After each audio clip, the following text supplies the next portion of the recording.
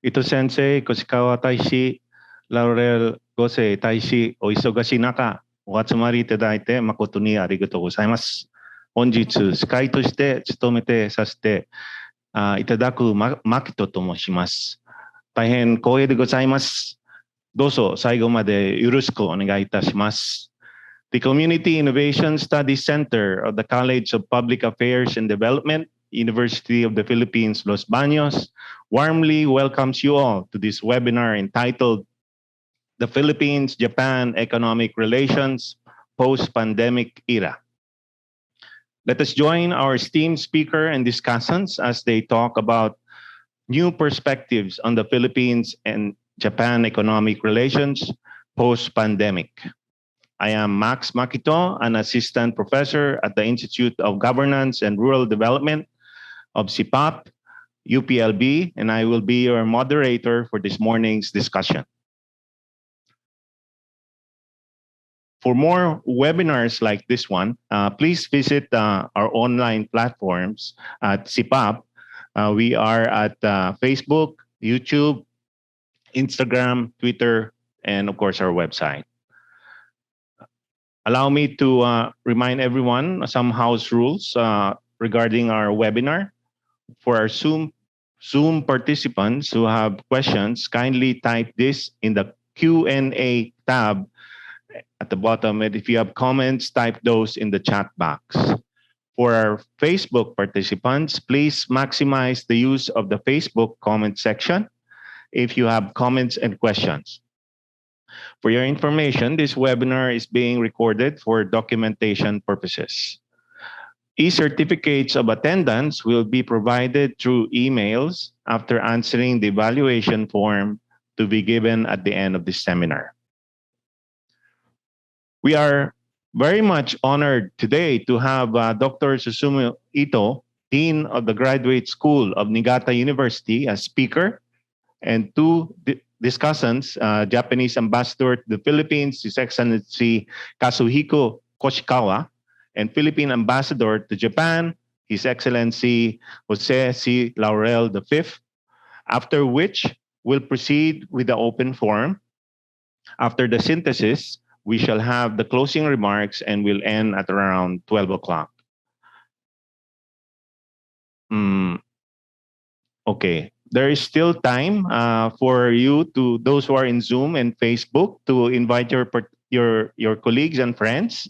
We hope you can still share your this webinar to them. To officially start our program, let us sing the National Anthem, first of Japan and then the Philippines.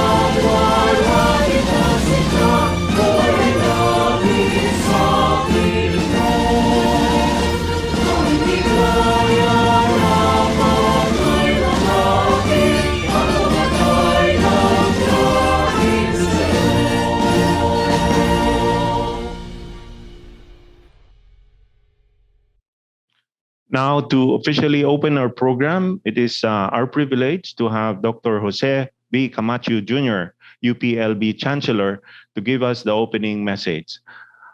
Camacho Sensei, onegaishimasu. 皆さん、おはようございます。To the Ambassador of Japan to the Philippines, His Excellency Kazuhiko Koshikawa, to the Ambassador of the Philippines to Japan, His Excellency Jose Laurel V, and to our guest speaker, Professor Susumu Ito. He's the Graduate School Dean of the University of Niigata. To our UPLB Vice Chancellor for Administration and former Dean of the College of Public Affairs, Professor Rolando Bello. To the Dean of the UPLB College of Public Affairs and Development, Dr. Rowena Bacongis. To the Director of the Community Innovation Studies Center, Ms. Blanquita Pantoja. To the faculty members, researchers, extension staff, and the administrative staff of CPAF, and to all our students and alumni, and to everyone joining us today, good morning. As we are all aware of, the COVID-19 pandemic has made evident the strength and weaknesses of many countries and institutions around the world. Health systems across the globe have been overwhelmed by the number of COVID-19 cases, and even the richest and the most prepared countries have struggled. Economies worldwide plummeted and millions lost their jobs and livelihoods. However, as they say, there is light at the end of the tunnel. Since the pandemic started, we are now beginning to experience some semblance of normalcy. And as we find ourselves living in the new normal, the road to recovery will entail nations to become more strategic and future-proof in charting its next big steps. And in this action, it is important for the international community to work together so that the way forward to avoid another pandemic in the future will be aligned. International cooperation and collaboration are very vital more than ever. And among the strongest and most reliable partner countries of the Philippines is Japan. Japan has an outstanding record of collaboration and partnership with the Philippines.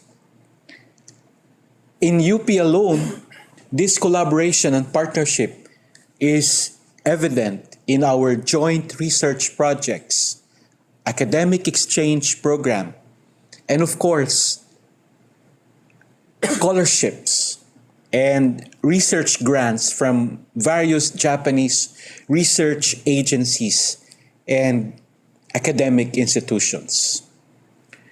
We know the importance, the potential, and the success of all of these partnerships. After all, many of us, myself included, as an alumnus of Kyoto University, these are all testament to what Japan and the Philippines can achieve through partnerships. If Japan has done so much to help UP, I am more confident that it can do much more in the country in important aspects such as education, science, and trade. And in our part here in the Philippines, We are the ones who always do our share to become Japan's worthy partner. Today, we are fortunate to have with us Dean Susumu Ito, a friend. He is the Dean of the University of Niigata Prefecture, and he will discuss new perspectives regarding the Philippines and Japan economic relations post-pandemic. We are equally elated and fortunate to have with us our two ambassadors, His Excellency Koshikawa and His Excellency Laurel, to provide their response to Dr. Ito's presentation. I encourage all the participants to listen attentively to our speaker and responders, as well as to participate in the open forum to make the most of today's occasion. I congratulate and commend the College of Public Affairs and Development for leading and organizing this important and timely webinar. I wish everyone an insightful and inspiring morning. Thank you very much. Stay safe. Arigato gozaimasu. And as we say it here in the Philippines, mabuhay. 𝐏𝐿𝐴𝐧𝐸 kudasai.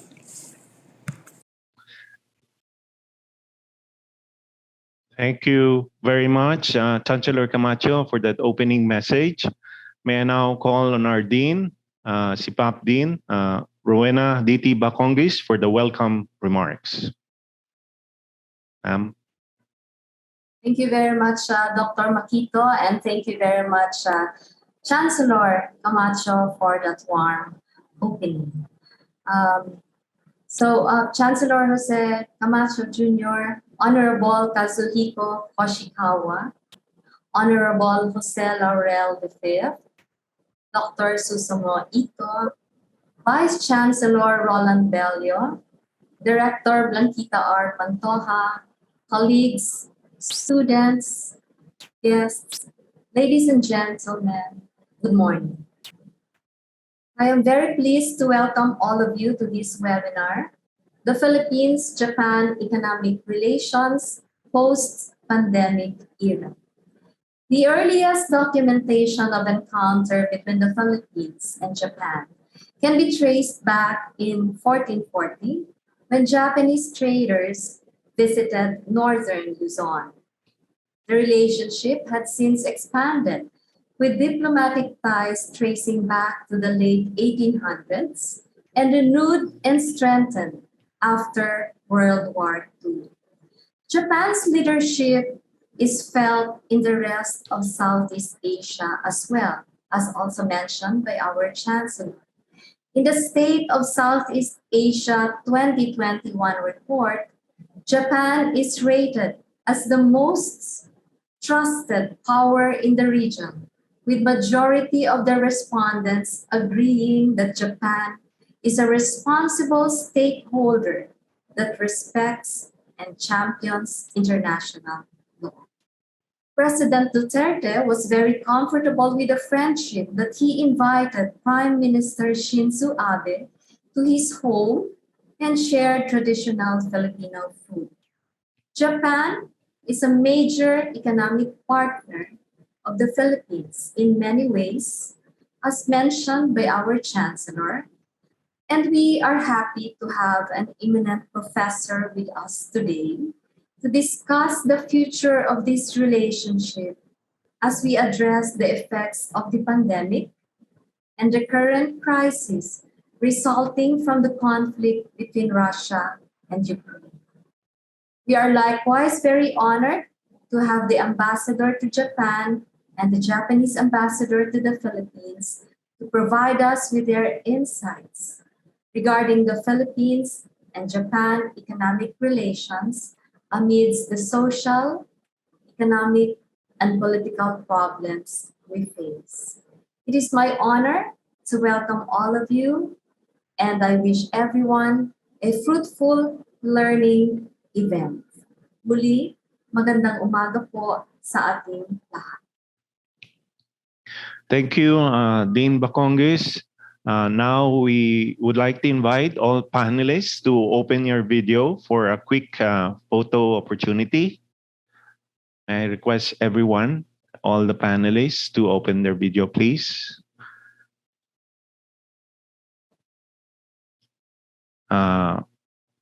Just let us know if we're all set. Tiny.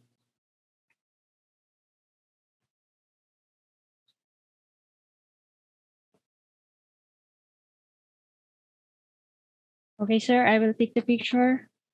In 3, 2, 1, smile. Okay po. Okay, thank you very much. Now, to introduce our speaker, our distinguished speaker for today, may I call on Vice Chancellor Rolando T. Bello. Good morning, 𝐏𝐿𝐴 gozaimasu. Ladies and gentlemen, allow me to introduce our distinguished speaker in today's webinar. Dr. Susumu is currently Dean and Professor of International Development at the Graduate School of International Studies and Regional Development, University of Niigata, Prefecture, Japan. He has lectured at various institutions both in Japan and abroad, including the University of the Philippines, the Ateneo de Manila University, and the De La Salle University. Dr. Ito is author of numerous publications on infrastructure development and public-private partnership in developing countries. Prior to his current position, Dr. Ito was at the helm of the International Cooperation Agency, JICA, and Japan Bank for International Cooperation, JBIC. Both are international development agencies of the government of Japan. In the ASEAN region, with a particular focus on infrastructure and PPP. He also served in key executive positions related to finance management and development under the Overseas Economic Cooperation Fund of Japan, including resident representative in Nairobi and Washington, D.C. Dr. Ito was formally assigned in the Philippines as Chief Representative and Senior Representative of JICA. Dr. Ito holds a PhD in International Development from Koshikawa University, Japan, and a master's degree in Development Economics from the University of Oxford. Dr. Ito.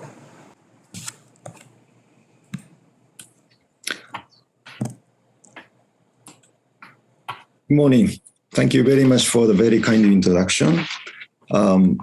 Magandang umaga po sa inyong lahat. Thank you very much for giving me for this very wonderful opportunity. First of all, I am very much humbled and honored to participate this webinar with two distinguished ambassadors, especially Ambassador Koshikawa. He was my boss or big boss when I used to work at JICA. So I'm very much happy. At the same time, I'm very much humbled. Thank you very much. Let me share my screen, my PowerPoint.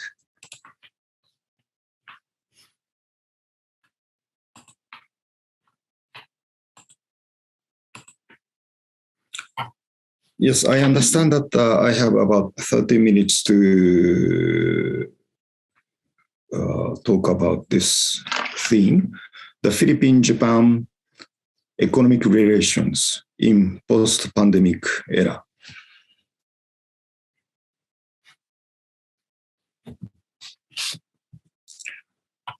This is outline, introduction. Secondly, the COVID-19 in the Philippines. Thirdly, impact of COVID-19 on Philippine economy. Fourthly, major changes made during COVID-19. Fifth possible areas for further economic collaboration between the Philippines and Japan, and then finally, challenges. As you all know, or as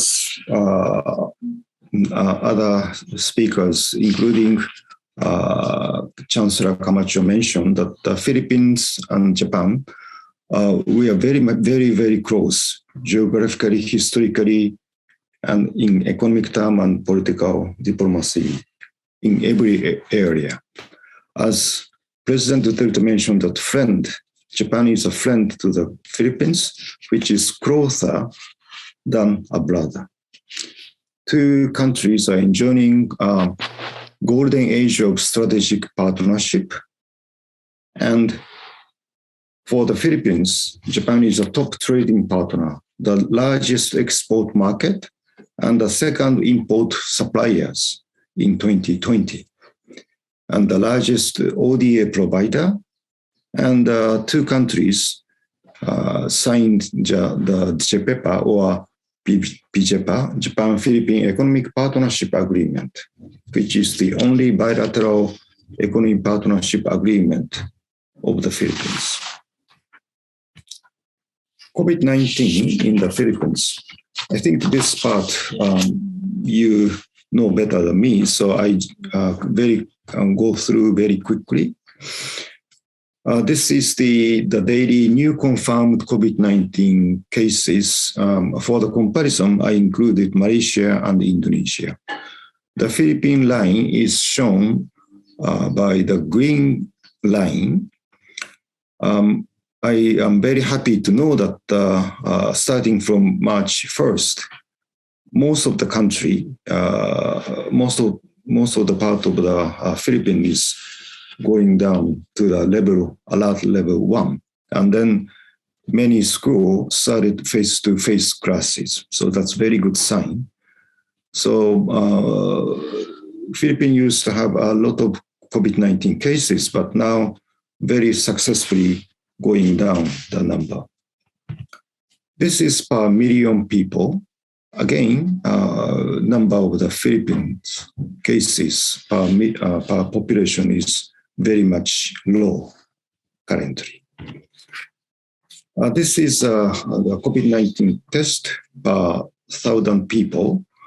The number of tests per population is not so high in comparison with Malaysia.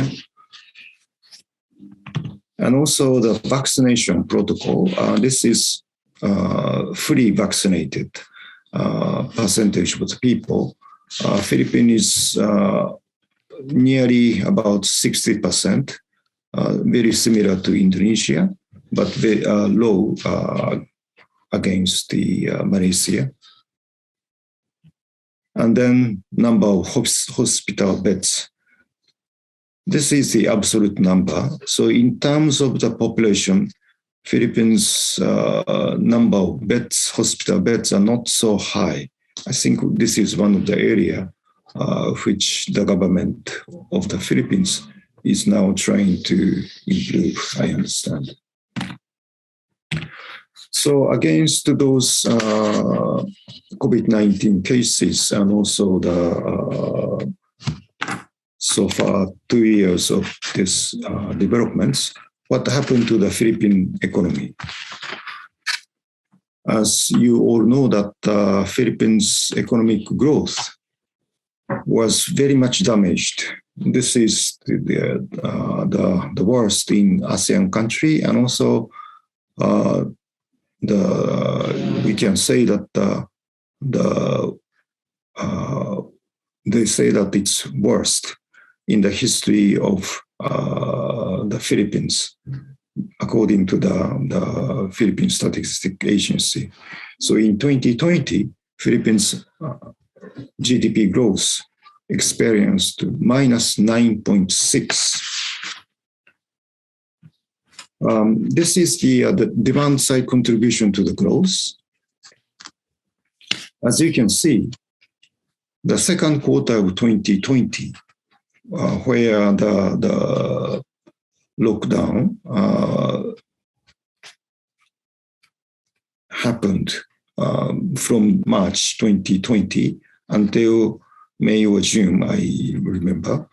So the complete lockdown really impacted negative growth of the economy of the Philippines, especially the orange color, the investment, and also household consumption were very much damaged. But after the second quarter of 2020, the situation has been improving, as you can see.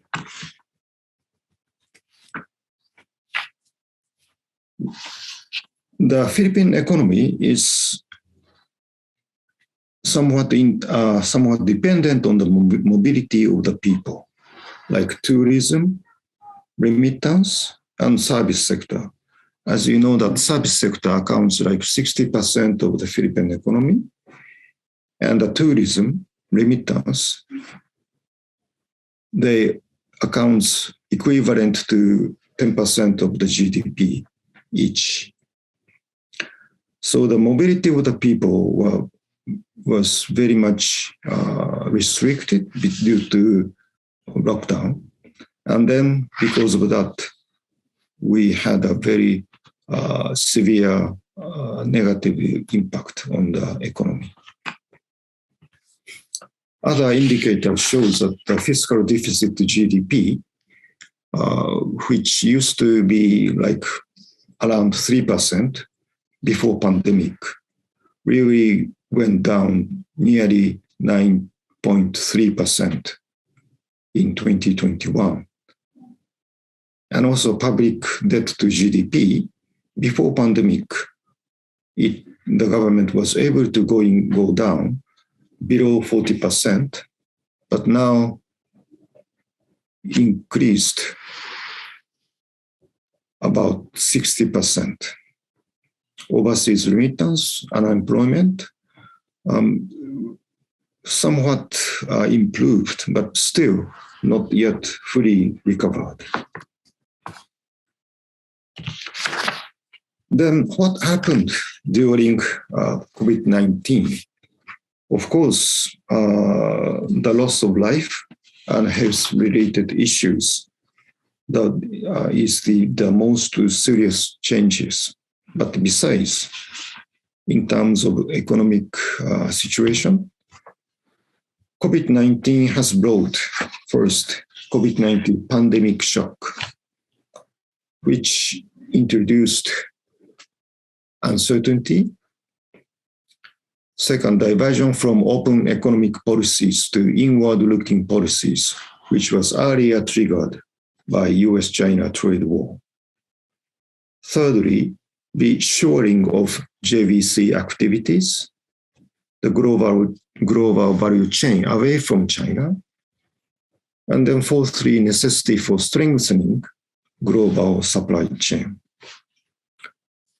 I think number 3 and 4, global value chain and the global supply chain, this is in a way opportunity for the Philippines, as I'm going to explain it later. And then the second major change is the geopolitical and geoeconomics tension. At the same time, COVID-19 brought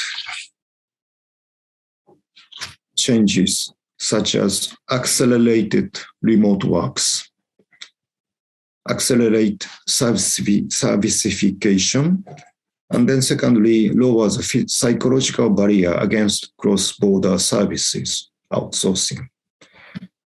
So individual level, international division of labor will grow. This again is a very good opportunity for the Philippines. And then expected to induce structural transformation. First, adapting more digital technology. Secondly, streamline the supply process in the global value chain to make the GVC more resilient to economic shocks. And then thirdly, increase the investment into digital and communication infrastructure.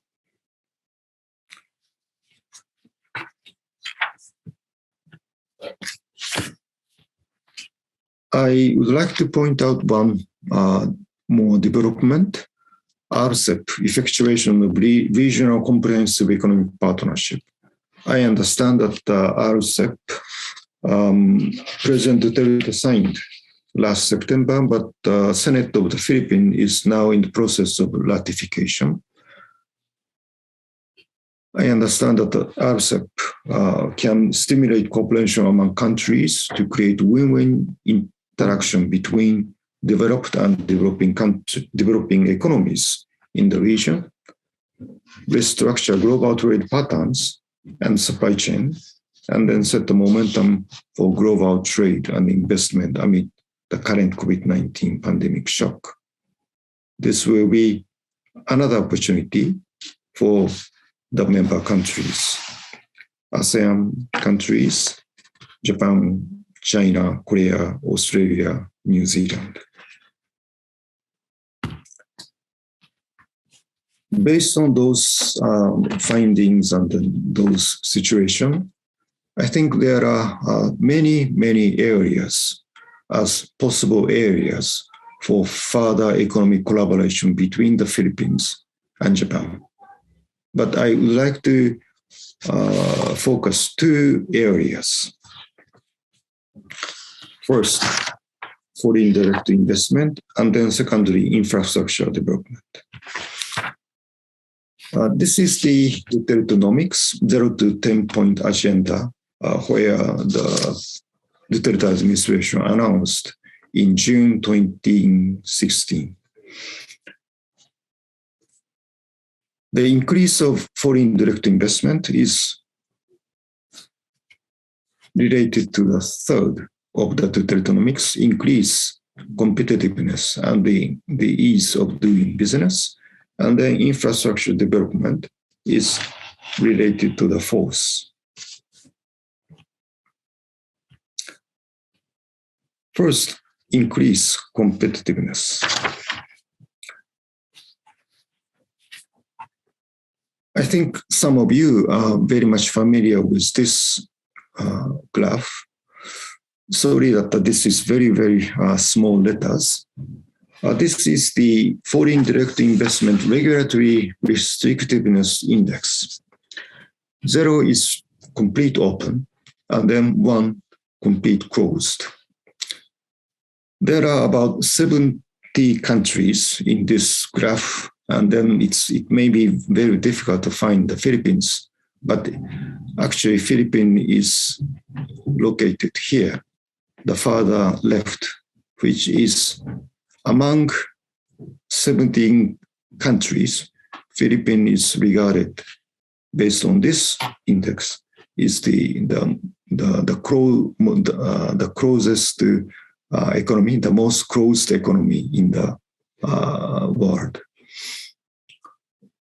And then this is 2018. OECD made another study in 2020.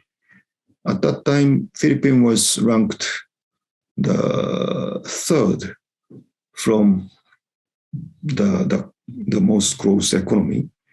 But at that time, the score itself wasn't changed, 0.374, just because the country studied increased. The worst is the Libya, second worst is Palestine.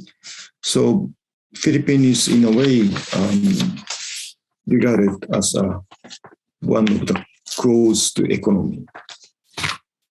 Against this backdrop, I understand that the Duterte administration made a lot of efforts. I mentioned that the economic liberalization bills, that 3 bills that recently signed by the president. First, amendment of Foreign Direct Investment Act, which eases restrictions and requirements to foreign ownership. Secondly, amendment of Retail Trade Liberalization Act. Thirdly, amendment of Public Service Act, which the president just signed the day before yesterday, which allows up to 100% foreign equity in sectors including telecom, railways, airlines, tollways, and airports. Together with 𝐏𝐸ate, the corporate recovery and the tax incentive for enterprises, which became law in 2021, which reduces corporate income tax and improves fiscal incentive to encourage FDI.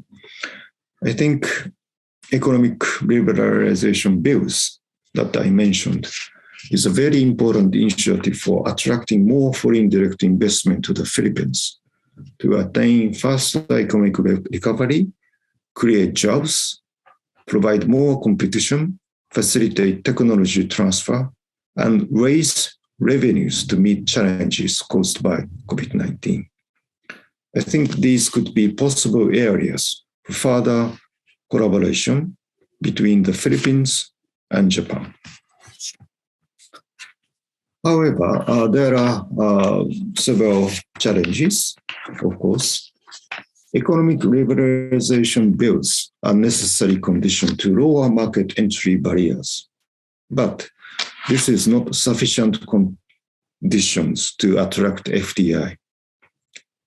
The necessary conditions include growth potential of the Philippines, well-developed infrastructure, capability of public sector in facilitating foreign investment, transparency, fairness, consistency, uniformity, and predictability. In this line, the discussion of possible amendment of economic provisions, 40% foreign ownership restriction of the 1987 Constitution need to be continued. Of course, in this sense, the consideration of economic security is also important. Secondly, infrastructure development. Build. Infrastructure, as you all know, that is very important for economic development and poverty reduction. Philippines' infrastructure development status is lagging behind the ASEAN peer countries. Against this backdrop, the Duterte administration announced BBB of large-scale infrastructure program. We know that the golden age of infrastructure through BBB, and then as a source of financing, the previous administration, Aquino III administration, made a shift from public finance and ODA to PPP.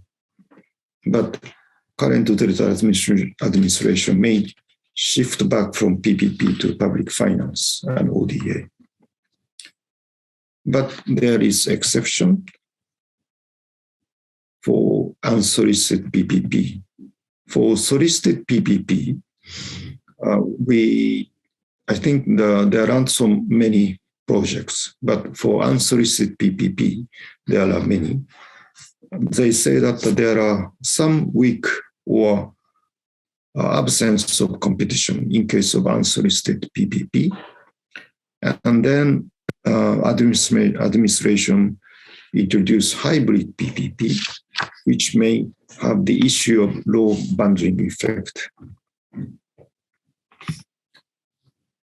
As a background, let me explain that infrastructure investment to GDP in comparison with other ASEAN countries. Philippines line is shown on dotted line, which is between 2 to 4%. They say that we need to have about at least 5% in case of developing countries to keep up the economic growth for infrastructure investment. So you can see that the Philippines investment for the infrastructure to GDP is low among ASEAN countries. This is flow-based. And then in stock base, as a result, Philippines' capital stock to GDP is the lowest among some of the ASEAN countries. So BBB against 8.4 trillion peso announced at the start of the administration. So far, 4.2 trillion peso were executed. And then GDP ratio against the 6.8% target during administration, so far 5% almost. In consideration of 2021 and 2022, in terms of both amount and the GDP ratio, the BBB, the target, were not able to meet. This is mainly due to COVID-19. And then status of flagship infrastructure flagship projects. Currently, there are 119 IFPs in the BBB. In terms of number of projects, and then in terms of the project cost, some of the project will be completed by 2022, but most of the project has to be continued. So BBB pushed infrastructure development in the Philippines. I think this is a very good, this is commendable job that the Duterte administration made so far. But infrastructure gap in the Philippines, still urgent issue. And then further improvement of, and also viable project should be continued, as I mentioned, by the next administration. We need further improvement of capacity of implementation agency, promotion of PPP option, especially solicited mode, and then further improvement of PPP environment, and improvement of infrastructure governance, especially decision-making process for financing mode, whether PPP or ODA or public finance. This could be another possible area for further collaboration between the Philippines and Japan. Finally, challenges. This is the GDP growth forecast made by ADB. For 2021, 4.5%, and then for this year, 5.5%. I understand that the DBCC and other Philippine forecast is much higher than this. I hope that this number will be achieved.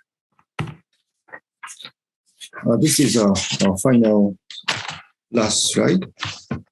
These are the challenges, I think. Consumer confidence. As I mentioned, that the Philippine economy is based on the mobility of the people and also the consumption-led economy. So the consumer confidence is very important.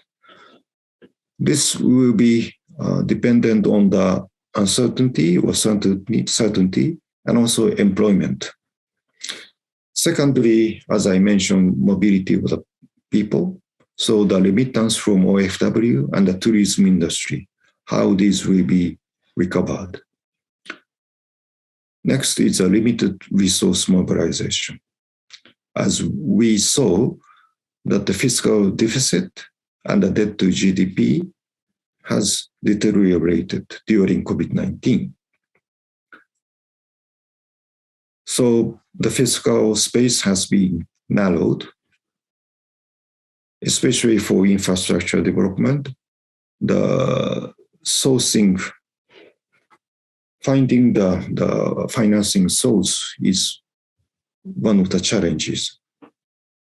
So PPP, public-private partnership, may be another option. But of course, PPP is not free money.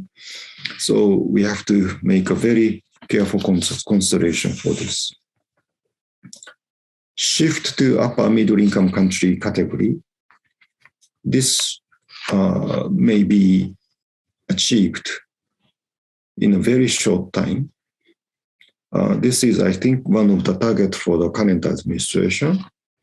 But with this shift, the lending terms from multilateral and bilateral ODA provider may be much challenging. So this is another challenge area.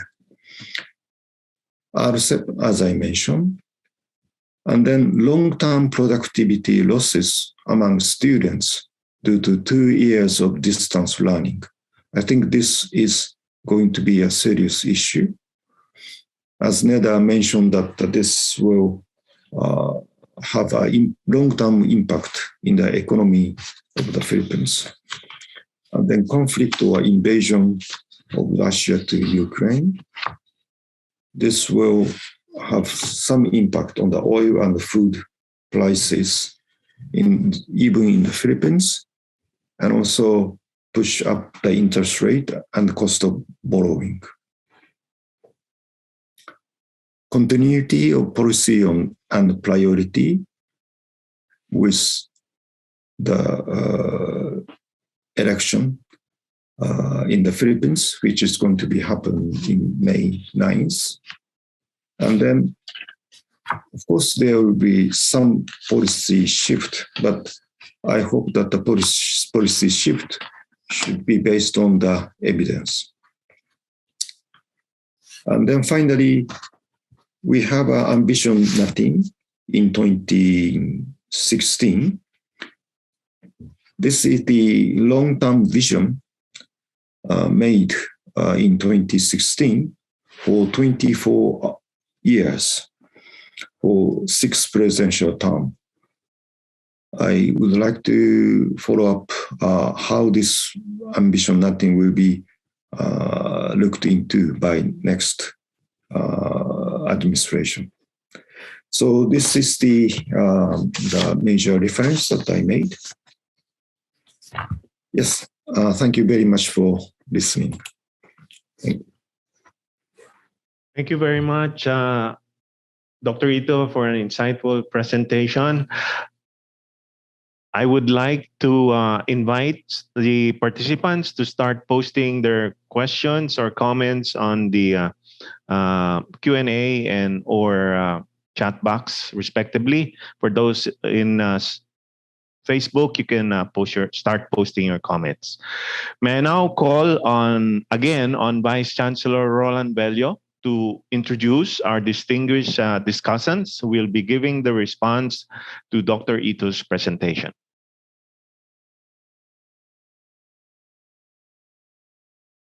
Vice Chancellor.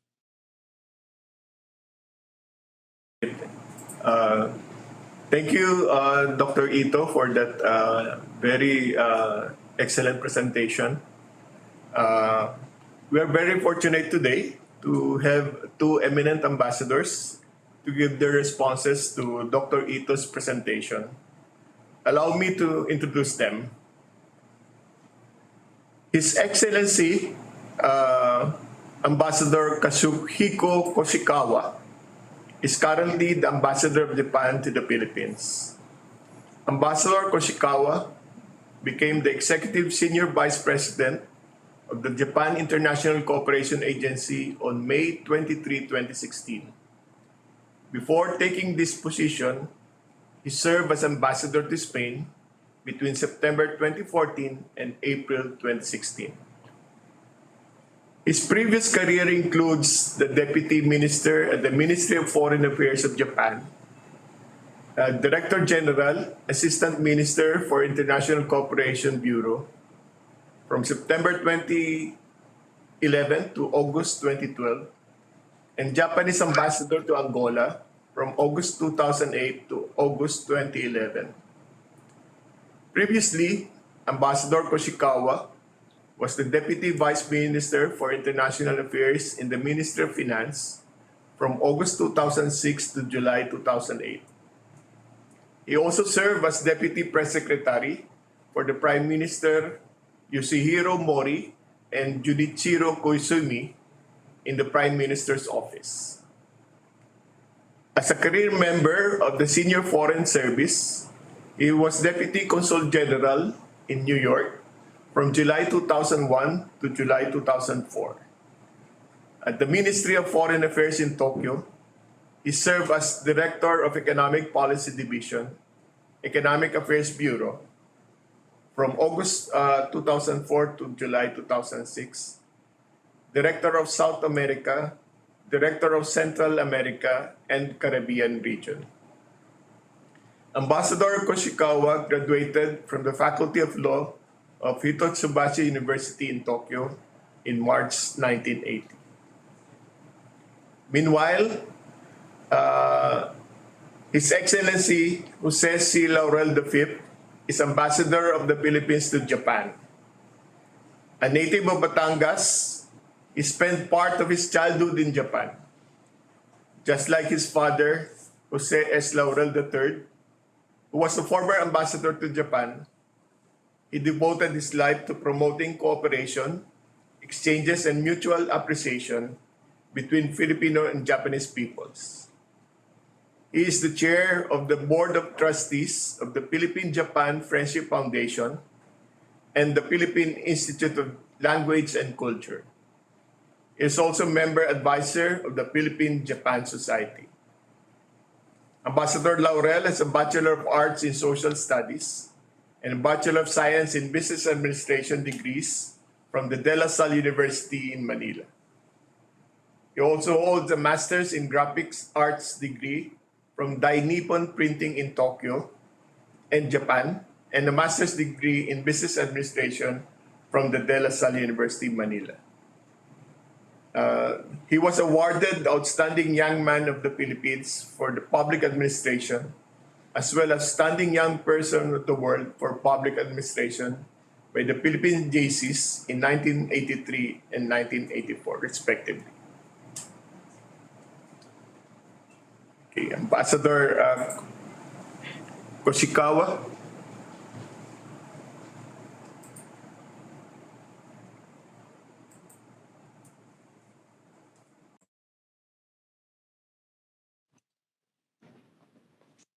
Good morning.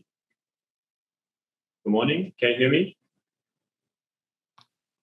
Yes, Your Good morning. Excellency. Yeah. Okay. Good morning. Magandang umaga po sa iyong lahat.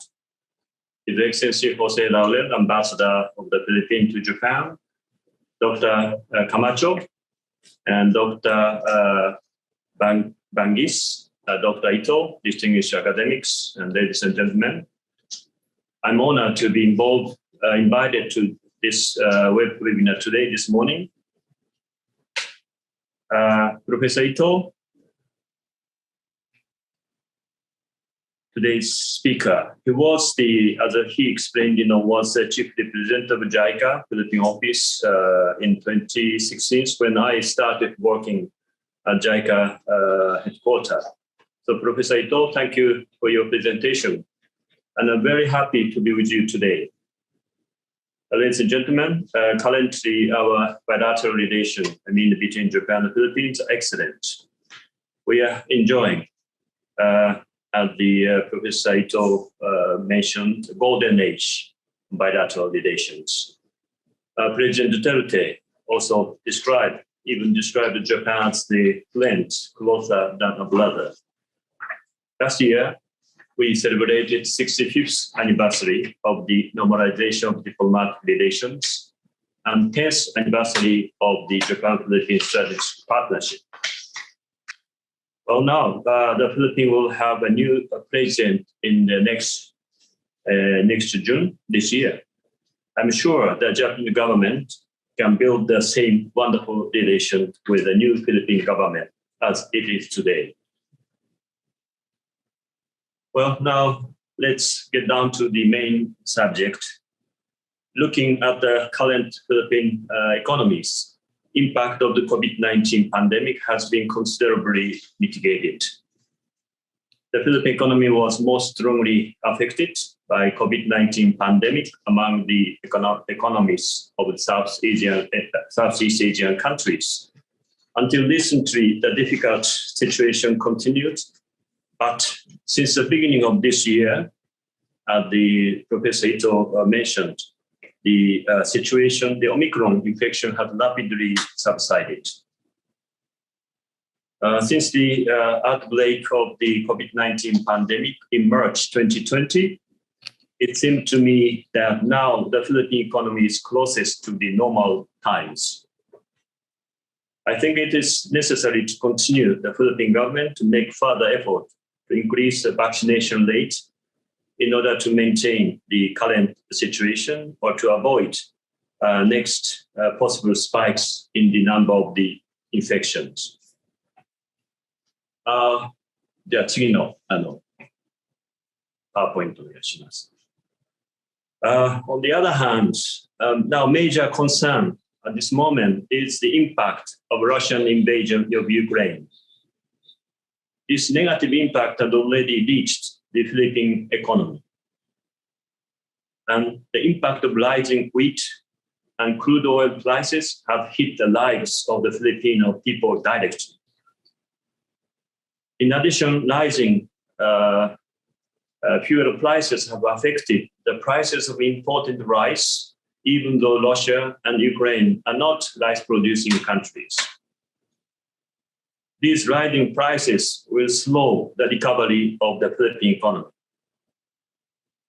There is a concern that trade balance of the Philippines will worsen. Well, Philippine economy tend to be in red. It's a normal time. So the trade balance deteriorates because of the rising prices of imported goods. The current account balance is expected to deteriorate. And as a result, the actually peso is depreciating in the market. 次の However, even under such circumstances, the importance of Japan-Philippine economic relation will not change, but rather will increase, I believe. First of all, Japan is top donor in the Philippines, as Mr. Professor Ito mentioned, and will make contribution to the recovery of the Philippine economy through the support of the build program of the Philippine government. In particular, our support for various transportation infrastructure projects is a huge mega infrastructure project, and the construction in Metro Manila area is contributing or is continue to contribute to the employment creation and expected to reduce traffic congestions in the metropolitan areas and reduce the use of private cars in medium to long term. This in turn can lead to the reducing fuel costs for the households. In July last year, Japan achieved a commitment of 1 trillion yen of public and private to combined assistance to the Philippines, as ex-Prime Minister Abe promised to the President Duterte in 2017. Well, Japan is ready to continue and promote economic cooperation, especially in the field of infrastructure, with, as I said, with the new Philippine government. The further infrastructure development is indispensable, I believe, for the further economic development of the Philippines. Ladies and gentlemen, 次の Japan has also strongly supported the Philippine government measures against COVID-19. Our support has been comprehensive, including the provision of 3 million doses of Japan-made AstraZeneca vaccines, large-scale emergency financial support loans, cold chains, and medical equipment. The total amount of support is over $1 billion. 次の As you all know, Japan is a major trading partner for the Philippines for decades. As Professor Ito pointed out, Japan is the Philippines' largest export destination in 2020 and third largest in 2021. Japan is also the second largest import destination for the Philippines. The characteristic of such trade between Japan and the Philippines is that import and export are well balanced. In 2021, the Philippines trade with Japan had a slight deficit, while in 2020, it recorded a trade surplus. The main export from the Philippines to Japan's electronic products, such as IC chips, car parts such as wire harnesses, and fruits such as bananas. The Japan-Philippine Economic Partnership Agreement, so-called 𝐏𝐸𝐴, the first bilateral trade agreement, free trade agreement for the Philippines, has supported such trade between Japan and the Philippines. The Philippines has then signed a new multilateral trade agreement, so-called Regional Comprehensive Economic Partnership Agreement, so-called RCEP. RCEP member countries account for 70% of the Philippine import and 65% of Philippine export. At the Philippine Institute for Development Studies, PIDS, predicts that RCEP will bring about 2% economic growth to the Philippines. RCEP is expected to contribute significantly to the economic recovery of the growth of the Philippines in the post-corona eras. So we strongly look forward to the early approval of the RCEP by the Philippine Congress.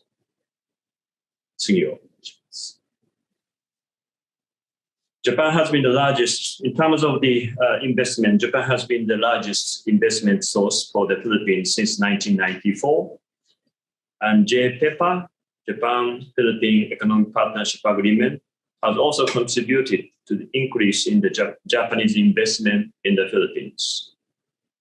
As a result, more than 1,400 Japanese companies are currently engaged in the business and production activities in the Philippines. The Philippines is the 8th largest host country for the Japanese companies in the world. In addition, the Philippines continue to be an attractive investment destination for the Japanese companies. According to a survey conducted by JBIC, Japan Bank for International Cooperation on Japanese manufacturing companies, the Philippines is the 7th most promising investment destination. In particular, Japanese companies value the Philippines as attractive because of its growth potential and the inexpensive source of labor.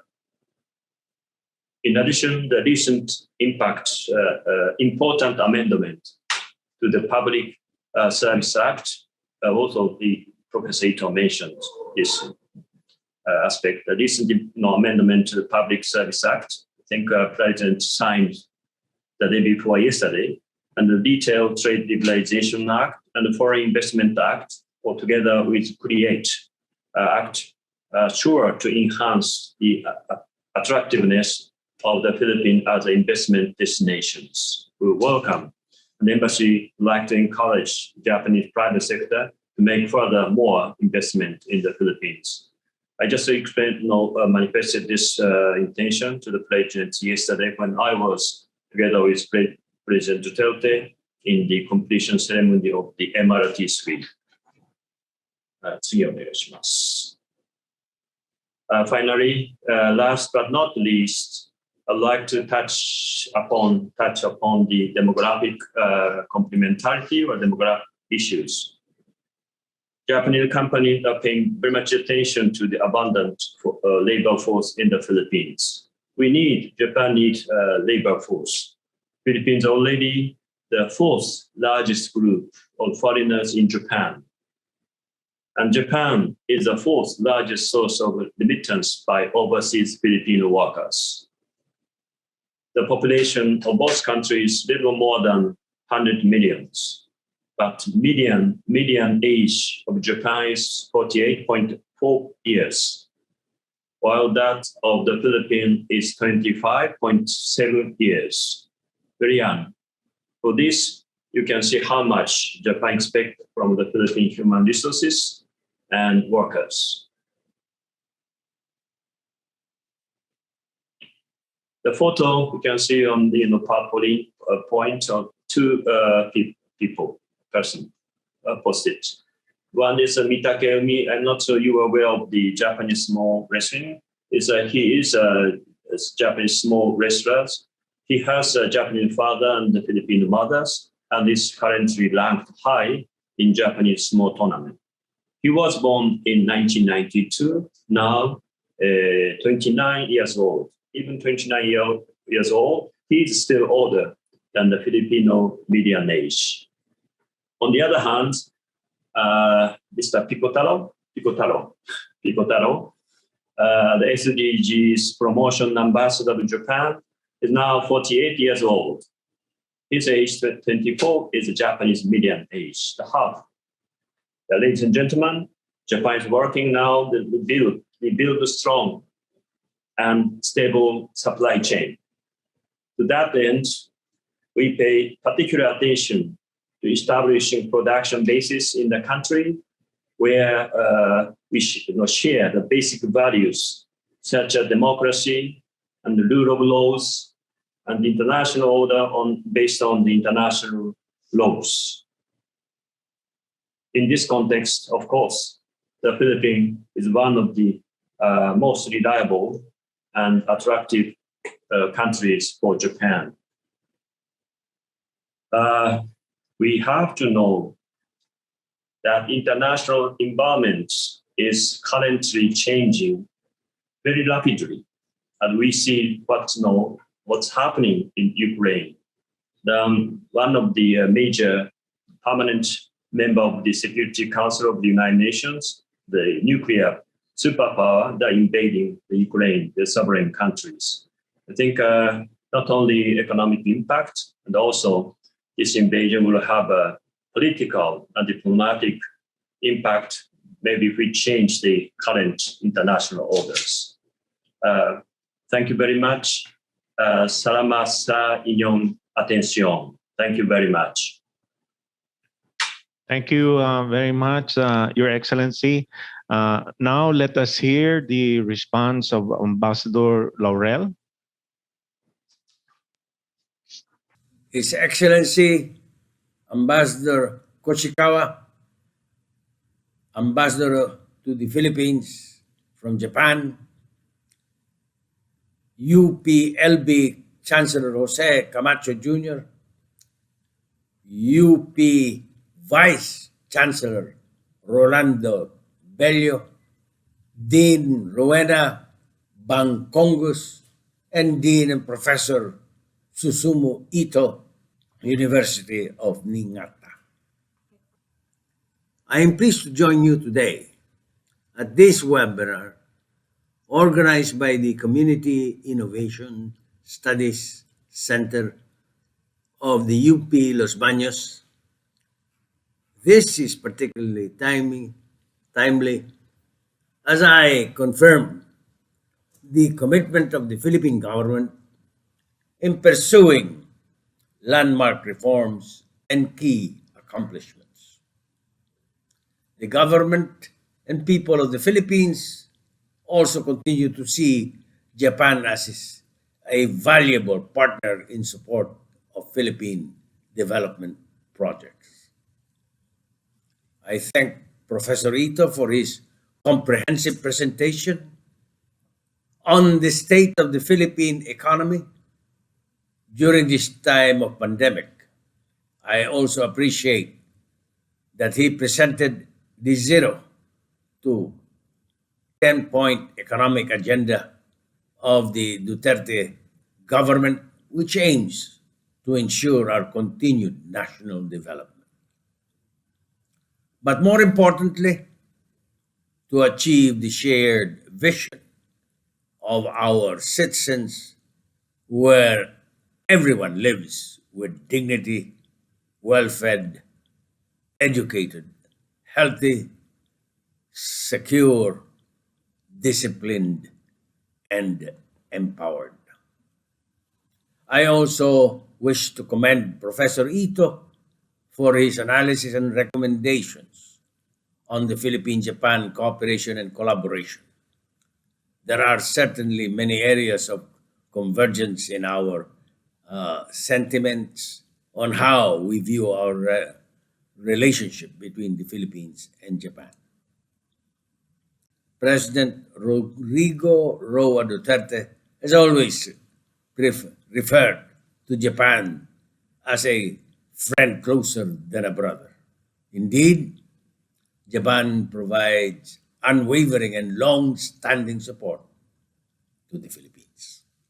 Through the assistance from COVID-19 detection and testing, critical care management, and vaccine cold chain logistics, as well as the donation of close to millions dosage of life-saving vaccines and therapeutic drugs. Official meeting between health authorities between both countries have also commenced last year, not only to optimize cooperation in healthcare, but to signal the Philippines' continued commitment to universal healthcare, health information and communications technology, and health human resource capacitation. The long-standing partnership between our two countries provided to remain intact and beneficial, which is a testament to the resilience of our economy amidst these trying times. Japan is one of the Philippines partners in Build infrastructure program, noting that former's fulfillment of 1 trillion Japanese yen financing commitment. Since 2017, there have been regular high-level meetings between Japan and the Philippines to prioritize infrastructure development, Mindanao peace and development process, and cooperation in other areas such as information and communication technology, energy, service, environment, public safety, disaster risk reduction, and management. These will also form part of the holistic development of the Philippines in post-pandemic era. According to Economic and Planning Secretary Kendrick Chua, infrastructure disbursement stood at 5% of GDP in 2018 and 2019 and dropped to 4.5% of GDP in 2020.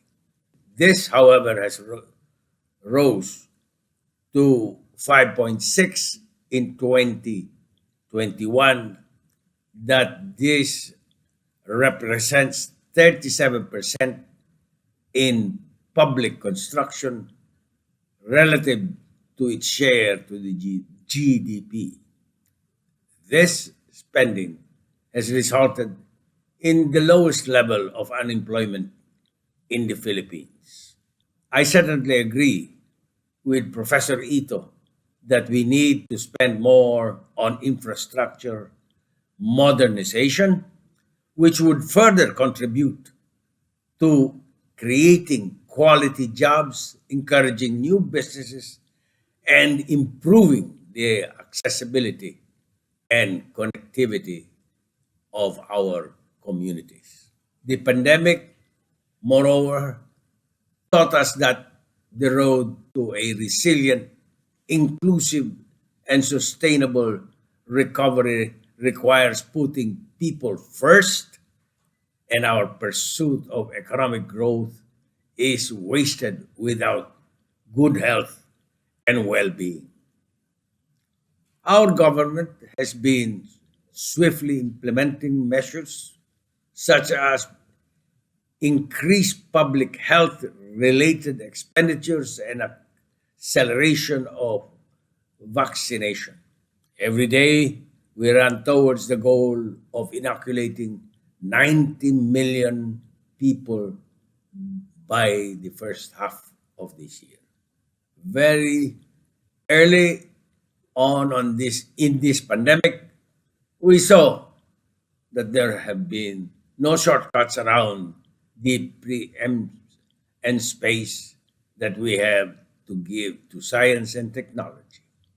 Health and medical profession, research institutes become critical as suddenly our lives depend so urgently on this oftentimes overlooked but essential work. Science and technology were also enablers of a new normal that helped us maintain a healthy population through increased digital transactions and e-commerce, telework, and distance education, to name but a few sectors. We will continue to make investments in these sectors.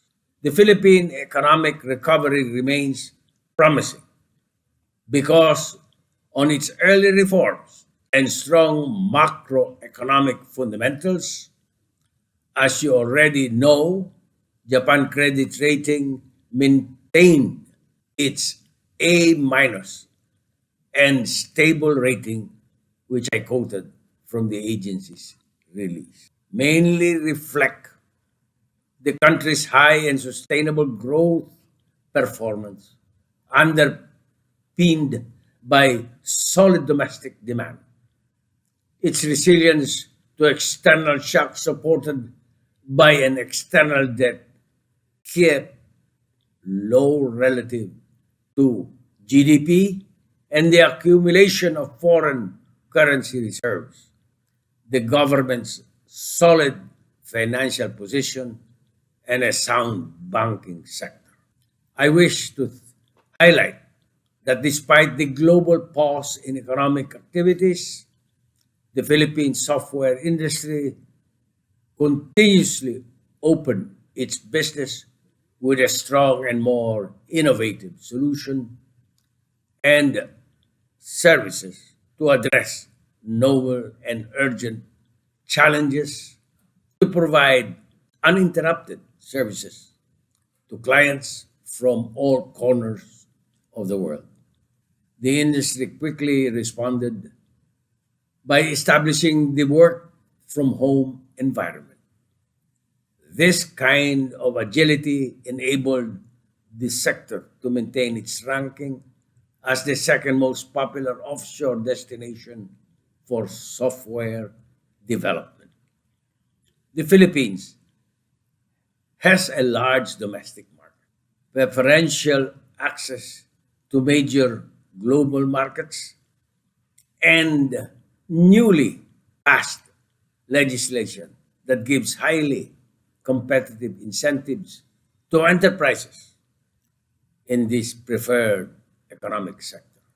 The retail enactment of an amendment bill to the Retail Trade Liberalization Act last January, and amendments to the Public Service Act and the Foreign Investment Act that were signed into law by President Duterte completely set our economic reforms initiatives that makes the Philippines a prime investment destination in the region. These three forward-looking measures widen the horizon for investment. They create numerous opportunities for synergies between local and international firms to form joint ventures with Filipino companies, especially those at the cutting edge of information technologies. The three economic liberalization measures to be implemented soon complement the earlier array of reforms, but in place under the Duterte administration, which includes two tax reform programs that lowers taxes for both individuals and corporations, and accelerate digitalization program and strengthen tax reforms, and the President's signature Build Infrastructure Modernization Program, a national ID system, the Ease of Doing Business Act, and the rice tariffication.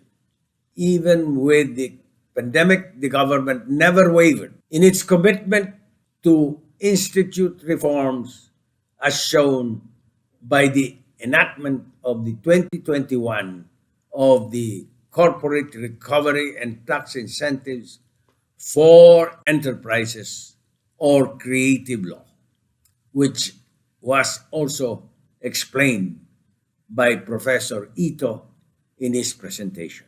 Among the economic reforms, the Duterte administration has made significant accomplishment on the peace and order and good governance, and it invested well in the country's greatest asset, the Filipino people, through improved social services and free tertiary education in the state universities and colleges. These hard-won reforms and accomplishments and our transition to a greener, more sociably enabled and good governance, growth provided many opportunities for expansion, which along with the Philippine demographic sweet spot will keep the country on a growth path for decades to come. Moving forward, we are confident that the Japanese government will continue to be a valuable partner in support of Philippine development objectives. Thank you and have a good day. Mabuhay po tayong lahat. Arigato gozaimashita. Thank you, Ambassador Laurel. Ambassador Laurel sends his deepest apologies to everyone. He had to handle a urgent business and was therefore unable to join us physically today. Now we turn towards the next part of our program, which is the open forum. We are running the webinar very efficiently, so we're ahead of schedule. I'd like to report that. So for the open forum, again, may I invite our participants to send in your questions via the Zoom Q&A tab or via the Facebook comment section. And I will be reading some of the questions in the Q&A tab and chat box, as well as those from Facebook Live.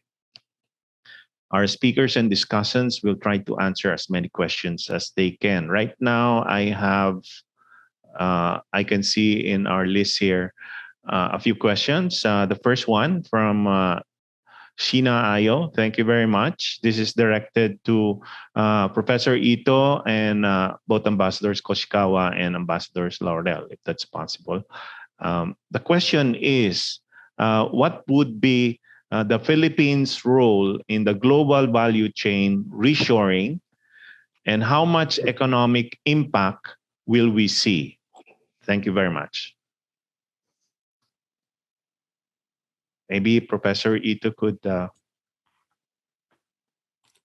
Yes. Yes. Thank you very much. Okay, thank you.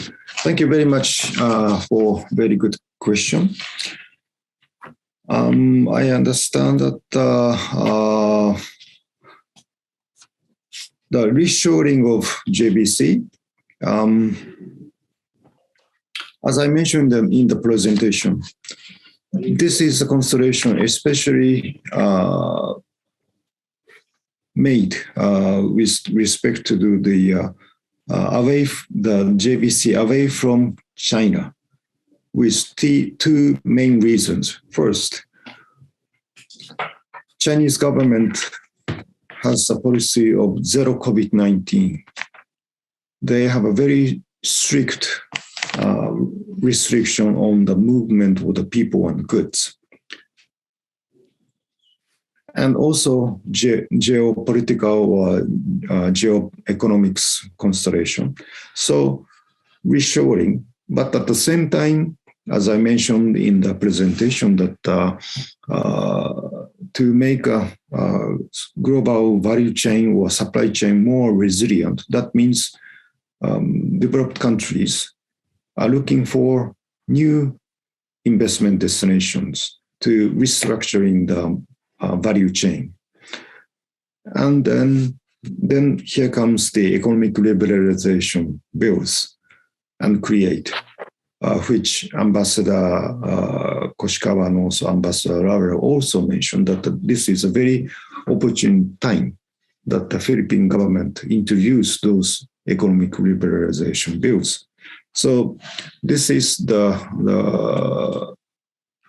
I hope that with these economic liberalization bills and create, and then together with restructuring of global value chain and global supply chain, Philippines now can enjoy the more foreign direct investment. However, as I mentioned in the presentation, that the opening up of economy doesn't necessarily we can expect the foreign direct investment immediately. Of course, we need a well-developed infrastructure and also capacity and also other institutions, fairness, consistency, and predictability. And also, how much economic impact the Philippines can see is dependent on the improvement of those areas, as I mentioned, that infrastructure or fairness and the other institutions. Thank you. Thank you very much, Professor Ito.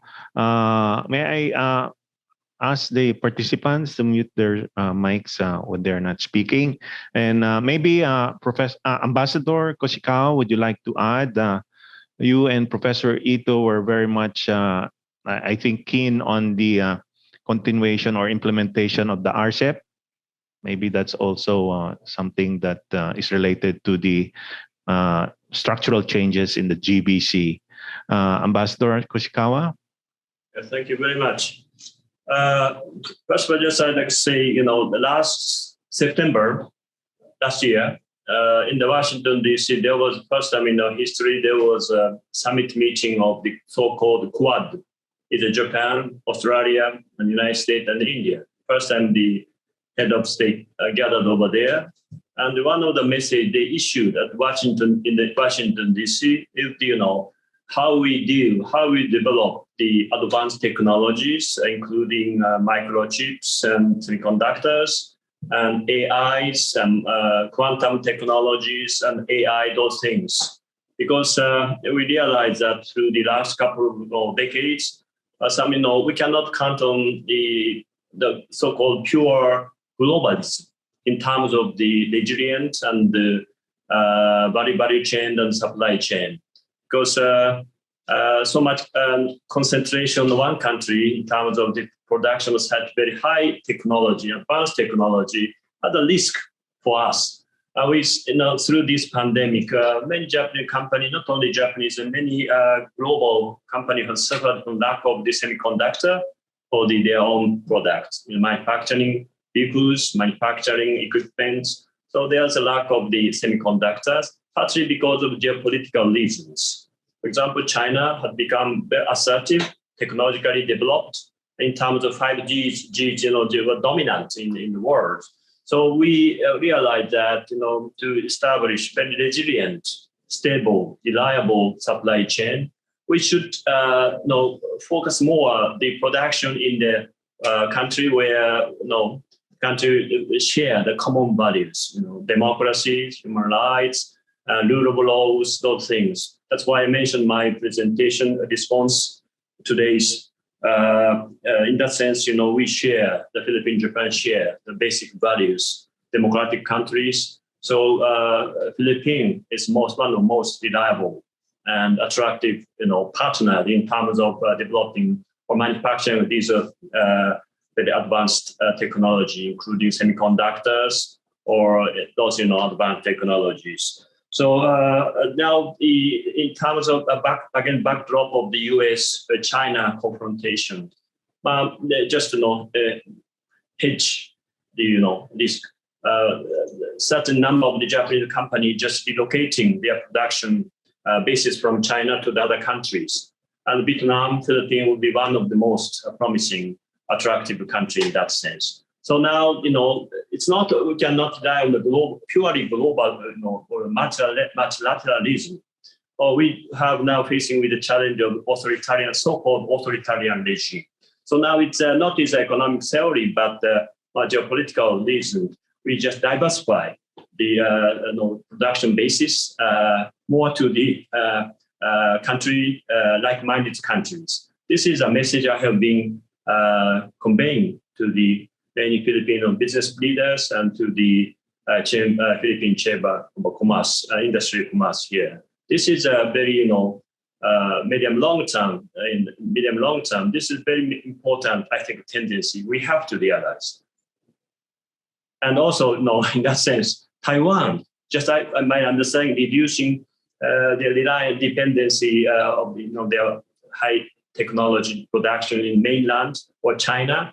With the invitation of the Japanese government, Taiwan's, the biggest high-tech company decided to make a huge investment in Kumamoto Prefecture, the semiconductor production factory, together with Sony and with the subsidy of the Japanese government. This is a new tendency we can see these days.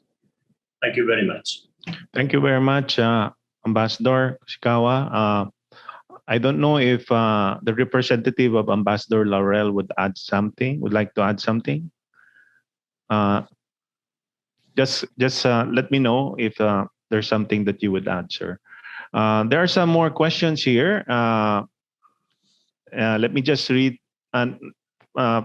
Ambassador Koshikawa mentioned the semiconductor industry. This is a bit related, but more on the application side, which was also stressed by Ambassador Laurel.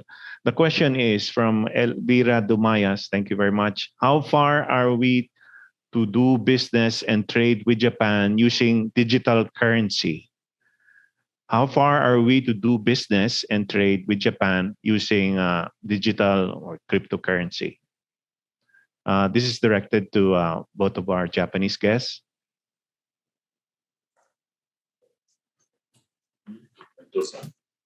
Yeah, okay. Yeah. I'm not the expert on the digital currency, but I understand that we are still in a very, very preparatory status. I understand that the Bank of Japan started a kind of testing or started the possibility of this last year. And also I understand that the BSP, Banco Central ng Philippines, BSP, I think just recently this month started testing of this digital currency, central bank digital currency. So I think it's too early to mention how far and in what direction this will materialize. Thank you. Thank you very much. Yes, with the pandemic, a lot of us are now using digital currency instead of cash. And well, Japan is still very much into cash, I think. But this is certainly a promising frontier. Maybe I could also invite Vice Chancellor or Director Blan if they have some comments towards Professor Ito's presentation or Ambassador Koshikawa's response. Vice, would you like to have? Nakamute po kayo, Vice. Later na lang. Later na lang, okay po. To the other participants in the... Okay, okay, sir. Okay, there's none. May I continue reading from the participants list here? It's about infrastructure from Angelica Marie Gratuito. And again, directed to both Professor Ito and Ambassador Koshikawa. Which among the ongoing infrastructure developments in the Philippines have been the most influential, attractive, or beneficial so far to our partner Japan? So this is from the infrastructure sector. So which among the ongoing infrastructure developments in the Philippines have been the most influential, attractive, or beneficial so far to our partner Japan? Yes. Go ahead, sir. Yeah. Okay. I think I'm now in academic side, so I think I'd like to ask His Excellency Ambassador Koshikawa on this. Yeah. Maybe he's better. He's in a better position to answer. Yeah. Okay. Ambassador. Oh, thank you very much. I think we are now here in the Philippines, a couple or several mega infrastructure projects under ongoing. First of all, I think to the Philippine people, the most attractive project will be construction of first subway in the Philippines. I just message through the my Twitters, and they'll always like. Many likes were on the information in terms of the Metropolitan Manila subways. Most likes, and I think that is making project for the Philippines, and I'm very much proud of being Japan is proud of being a part of that project. And this is the first subway. There's a plan for decade in the Philippines, but the first time now is this dream has come true. This is once you have a first subway here, maybe second subway not so difficult. Maybe in the very near future you will have a second subway and third subway and fourth subways in these metropolitan areas. And this subway will connect to each other like a web or like a network. That will, with a synergy effect, the commuters, peoples, and the Manila people very much enjoy the convenience of this public transportation system. So number one is the subway, first subway construction in the Philippines. And second, this is also a very similar project with the north-south commuter railways. Now, maybe 70% of construction is completed between Tutuban and Malolos. And then, the other day we just unveiled the new train cars, which will run these, lines. And this line will be extended to the New Clark cities very near futures. Now it's maybe start construction, I think. And also this line will be extended to the Calamba, until Calamba. And also this subway will connect the Quezon City and Naya International Airport with 17 stations. The length is 4 kilometers underground in subways. And this lines will be connected in one point. It's the common station in the North Quezon area. I think there's now under construction the common station, the MRT3 and LRT1, MRT7 under construction, and subways. All the line will be connected this common station. So I believe in Tokyo I have no cars. I don't have private car. I don't need it. It costs me very much. So I just walk 5 to 10 minutes from my house to any station I can reach in station. Once I just get in train to one station, I can go anywhere, maybe in the Tokyo metropolitan areas. So and it's cost me little, and also will contribute to clean airs and just alleviate congestion in the road. So I think the development of the public transportation in this, especially first in the Metro Manila areas, is bring very much convenience beneficiary to the Philippine peoples. And once they realize the convenience of this public transportation system, I think you just develop further transportation system. And second big project is the natural disaster or reduction of the risk of natural disaster project. First of all, we just I will say one project was completed in the 𝐏𝐴𝐻𝐸𝐿. This is a 𝐏𝐸𝐻 River retarding basin project. That was maybe 90% completed, and all the 𝐏𝐴𝐻𝐸𝐿 area suffer when they have heavy rains and torrential rains, flood, and then flooding the area, industrial areas. But with this new flood retarding basin project, I think you can avoid those flooding. But if you have too much heavy rains, it will be flooding. But otherwise, the people 𝐏𝐵𝐻 can avoid flooding. And this natural disaster risk reduction or prevention project, Japan has a very much advantage in that sense from our experience. And so this is a second. And also there you have a very huge, natural disaster prevention project. That is the Paranaque spillway. That will be connected Laguna, Bahia de Laguna. Laguna de Bahia. You have, we call Laguna, lake, big lake, and then Manila Bay. That will be connected if this project will be realized, carried out. The 50 meters underground, there will be a huge tunnel will be constructed, and then once the heavy rains and then level of water of the Laguna up, and then I think the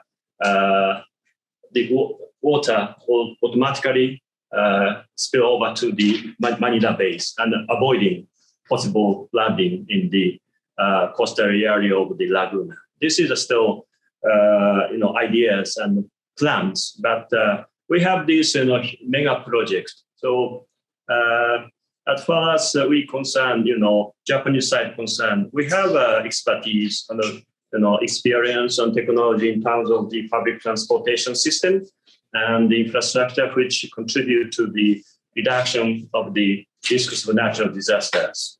So I can answer in this way to your questions. Thank you very much, Ambassador. Professor Ito, would you like to add? No. No, it's okay. Thank you very much. It's really nice to know that His Excellency has a Twitter, and maybe we could follow you. Can I speak a little more? Go ahead, please. Okay. Yeah, not only this mega project, but I'd like to mention to our shared experience, technology, or sort of contribution to the Philippine peoples. It's in the area cooperation in the area of the green areas or clean energy areas. For example, I know that Japanese big the power companies JERA is combined with Tokyo Electric Power Companies and the Chubu Electric Company just have established this joint big company JERA. We call JERA JERA. Just announced the equity participation. It's 27% of the Aboitiz power companies. The announcement was made because they decided to make this equity participation 27%, $1.58 billion investment for the Aboitiz power company. Is just to promote the clean and green energies. But especially, I think we have experience also LNGs, liquefied natural gas power plant. it's still emit some CO2s, but much less than the coal-fired power plants. So I think also the Tokyo Gas, Osaka Gas also have a joint project in Batangas. I think it's the purpose is to introduce as I said, liquefied natural gas fired power plant over there instead of the coal-fired power plant, or instead of the natural gas coming from Malaya. Malaya power plant.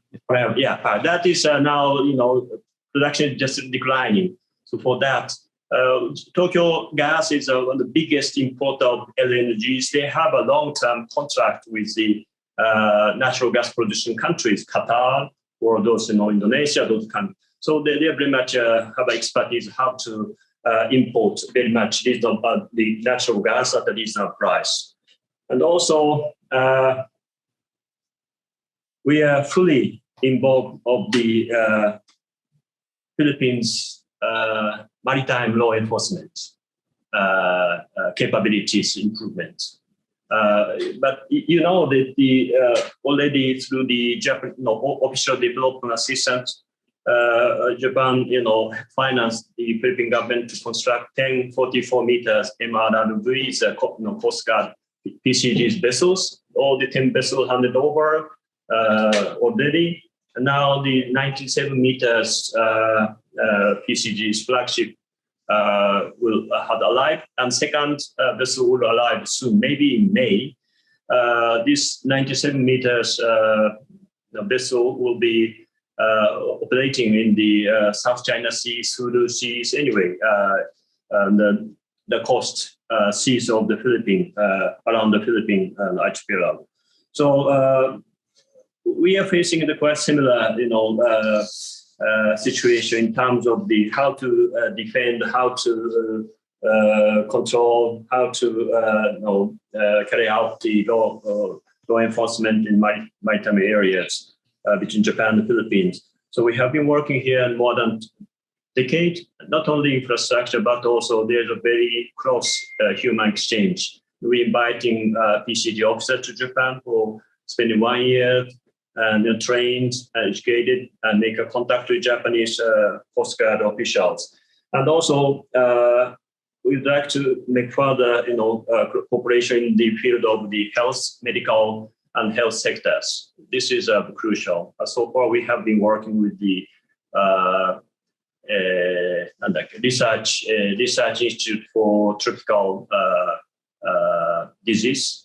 And the other day, we just provided, the medical equipment needed for the analysis of the infectious diseases at the San Lazaro Hospital. And maybe we can, there's a huge rooms and space for us to further expand our cooperation in the field of the health, especially Japan, as you know, private company, tried to develop the vaccine for COVID-19. They just reached the second phase of clinical trial, but to pass through, third phase of clinical trial was very difficult, only with the Japanese patient, Japanese people. So maybe we can have some, pre-agreement in terms of how to carry out so-called clinical trial to develop new medicines, new vaccines. So this is a mutually beneficial cooperation. So we'd like to expand cooperation in these areas. Thank you very much. I spent too much time. Thank you. It's quite all right. Thank you, Ambassador. It's quite all right. We are ahead of schedule. Thank you for sharing your insights. May I turn to the other questions here? There's a question about renewable energy and mining in the Philippines. I think you covered energy in terms of LNG. Maybe may we have your thoughts on geothermal, because I understand Japan also has a big geothermal reserve, although it's used mostly for for Sento or public baths. And maybe also on the issue of if it's possible, on the issue of nuclear energy if you could share your thoughts on that. As you know, we are now restudying reviewing the starting up again of nuclear energy, which was canceled during the Aquino administration. Your thoughts, Ambassador, on those two areas of renewable energy, geothermal and nuclear? Yes. Okay. Yes, Ambassador. If you have, yeah. As for nuclear power plant energies, Japan heavily count on the nuclear energies before tsunami, March 11, 2011. Yeah, maybe in Japan, all Japan, we have 46-7 nuclear reactors, which provide, I think, more than 30% of the energies, and more than 34-5%. So that is, we believe that the clean energies. Still, we believe it's a clean energy, no emission of carbon dioxide, CO2, nothing. But once we have, natural disaster, which suffers more than we expected, prepared. So unfortunately, the tsunami caused one, a nuclear power plant accident in Fukushima Daiichi. Very sorry for that. There's maybe 4, 5, 6 nuclear power plants along the coast which tsunami attacked. But all the other plant automatically stopped and cool down. No problem. The only one, Fukushima Daiichi, the oldest nuclear power plant, had a trouble because their generator was in the basement. So the flow of the water, that auxiliary generator did not work. That's why we could not cool down the reactors. So now the government policy is still the people, maybe I think more than majority or more than half would not in favor of reopening those, stop nuclear power plant. But actually, we have to count on nuclear power plant in the short and medium term. So the government policy is just reopen the nuclear plant, which was stopped after the tsunami, with a very strict checking of the preparedness for the possible natural disaster, earthquake, and tsunami, those things. So, but so far, I think 7 nuclear reactors only have reopened after more than 10 years. So not so much promising. We will reactivate 10 or 30 more reactors, which has stopped since in the near future. But our basic process is that. And also we are dealing with a huge challenge. It's a challenge of human being. It's how to dismantle the Fukushima Daiichi, destroyed nuclear power plant and reactors. We are,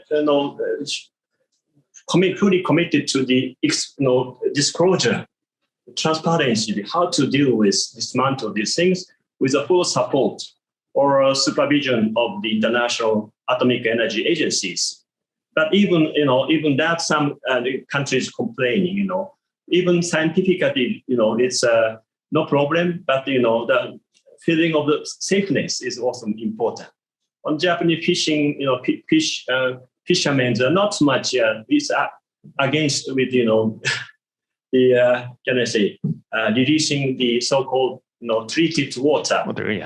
Treated water. That is, scientifically, it's safer, much safer than the water releasing all the ordinary nuclear power plant. But after that, very serious accidents, and also it's a rumor. Reputation is crucial, not scientific, reasoning, because now they started fishing around this area because of scientifically safe. And then the first time, they just selling well in the market. But once the treated water released, the people, consumers say, "Oh, wait, we have to be careful of that." Even scientifically, no problem. So this is the problem we have now in Japan. So sorry to say, the political thing, but I think government believe the nuclear power plant is very much clean energy source, and but also once they have, as we have, accident or destroyed by natural disaster, costs us enormous cost. That is a lesson we learned. But after that, it depends on how the Philippine people make a decision on that. Thank you for that, Ambassador. How about on geothermal, Your Excellency? Would you have any thoughts? Geothermal, yeah. we just where was in the JICA, headquarters of JICA. Geothermal is one of the priority in terms of the projects that JICA will promote with the other countries. And but also there are some, 𝐏𝐴𝐻𝐿𝐴 𝐶𝐞𝐬ってなんつうんだっけ? The boring, yes. Oh. Boring. Whether or not there's enough, thermal power inside, that's a cost and this for the private sector. So maybe government or with Japanese, JICA's, help, maybe other country can make some test boring, and then once they are confirmed that there is enough thermal powers or resources underground, then private sector can make an investment on that. But thermal energy is very clean, very possible, like Japan, the Philippines, very volcanic countries. Yes. And but paying attention, environment or ecologies, we have to move on this in these areas. But I think thermal energy is one of the most promising, way of generating powers for Philippines, for Japan. Once technology established, and once commercially viable. Thank you, Ambassador. I think Vice Chancellor 𝐿𝐴 would like to ask a question. Vice? Yeah, go ahead. Thank you, Dr. Makito. I probably direct my question to Dean Ito. I'd just like to inform everyone that UP Los Baños hosts the Nagoya University Satellite Campus. And we're still renewing that memorandum of agreement. So we will have that continuous partnership with Nagoya University. And I'd like also to inform everyone that Dean Ito visited us before when I was still Dean of the College of Public Affairs and Development, and Chancellor Camacho was still Dean of the Graduate School. He brought along his students when he was still in 𝐄𝐜𝐲 University. And I think 2 years ago, we also invited Dean Ito to become a visiting professor of the College of Public Affairs and Development. Unfortunately, on the day he was about to arrive, that was March 16, 2020, we were ready to meet him at the NAIA. But it was also the day that President Duterte declared the enhanced community quarantine at practically the start of the pandemic in the Philippines. So this was disrupted. But now that hopefully we're into new normal times, I'd like to ask Dr. Ito, how can we renew and strengthen our partnership in the area of higher education? Now that he's the Dean of the University of Niigata Prefecture. Yeah, thank you very much, Vice Chancellor 𝐿𝐴. Yeah, as you mentioned that I missed the opportunity to visit the UP Los Baños 2 years ago. I also hope that in the near future, we can have this kind of collaboration face to face. Yeah. Thank you very much for mentioning about collaboration in higher education between the Philippines and Japan. I think this is a very, very important area. As Ambassador Koshikawa mentioned that I think two countries have a complementarity. Japan is in the medium age is 26, 27, and the Philippines 22, 23. I think we have very good area for collaboration because of the complementarity. For collaboration in the higher education, of course, the exchange of faculty members. Secondly, exchange of the students, and then joint research. I think these are the three areas that we can explore. And then, as Ambassador Koshikawa mentioned, that since we two countries enjoying a very good relations, as I mentioned, that a friend closer than the brother, and enjoying the strategic partnership. So I think once the alert level going down to almost zero, I think we can really start the exchanging the students and also faculty members.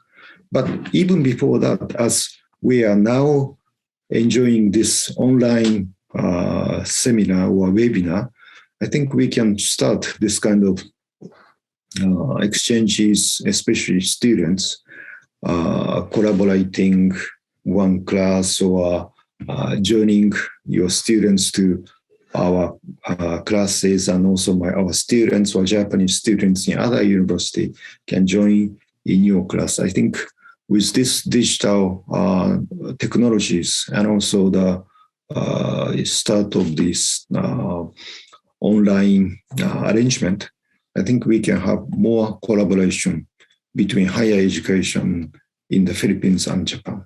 Thank you. Thank you. Thank you for that, Professor Ito. Vice, would you have a rejoinder to that? Would you like to add something? Yes, please. Yeah, we will get in touch with Dr. Ito and carry out the further strengthening of our ties. Thank you. Thank you very much. Thank you. Thank you for that. May I now turn to another question here from our participants? This is directed to both Professor Ito and Ambassador Koshikawa, but it is about local government units. Local government units are provinces or municipalities, barangays, and cities in the Philippines are seen to be more developed, more responsible in the coming years due to the recent Mandanas ruling or the full devolution of public services to LGUs. As far as the Japanese government is concerned, economically speaking, are there existing cooperations of Japanese LGUs to Philippine LGUs? Please share your thoughts with us on that, on the role of LGUs, local government units. And this is to both Professor Ito and Ambassador Koshikawa. Thank you.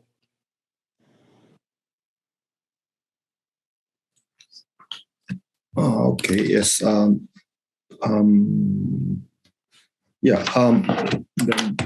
Thank you very much. The cooperation between LGUs, between Japan and the Philippines? Yes. I think this is partly mentioned that Ambassador Koshikawa's presentation, but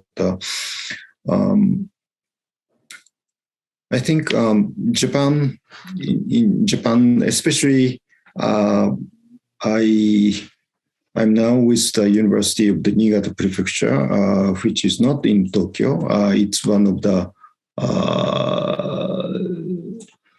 cities along the Japan seaside. I think many of the local cities, local government are facing some of the challenges financially and also for economic activities. And I think the Japan-Philippine economic relations can also benefit not only the Philippines, but also the local governments or local cities in Japan as well.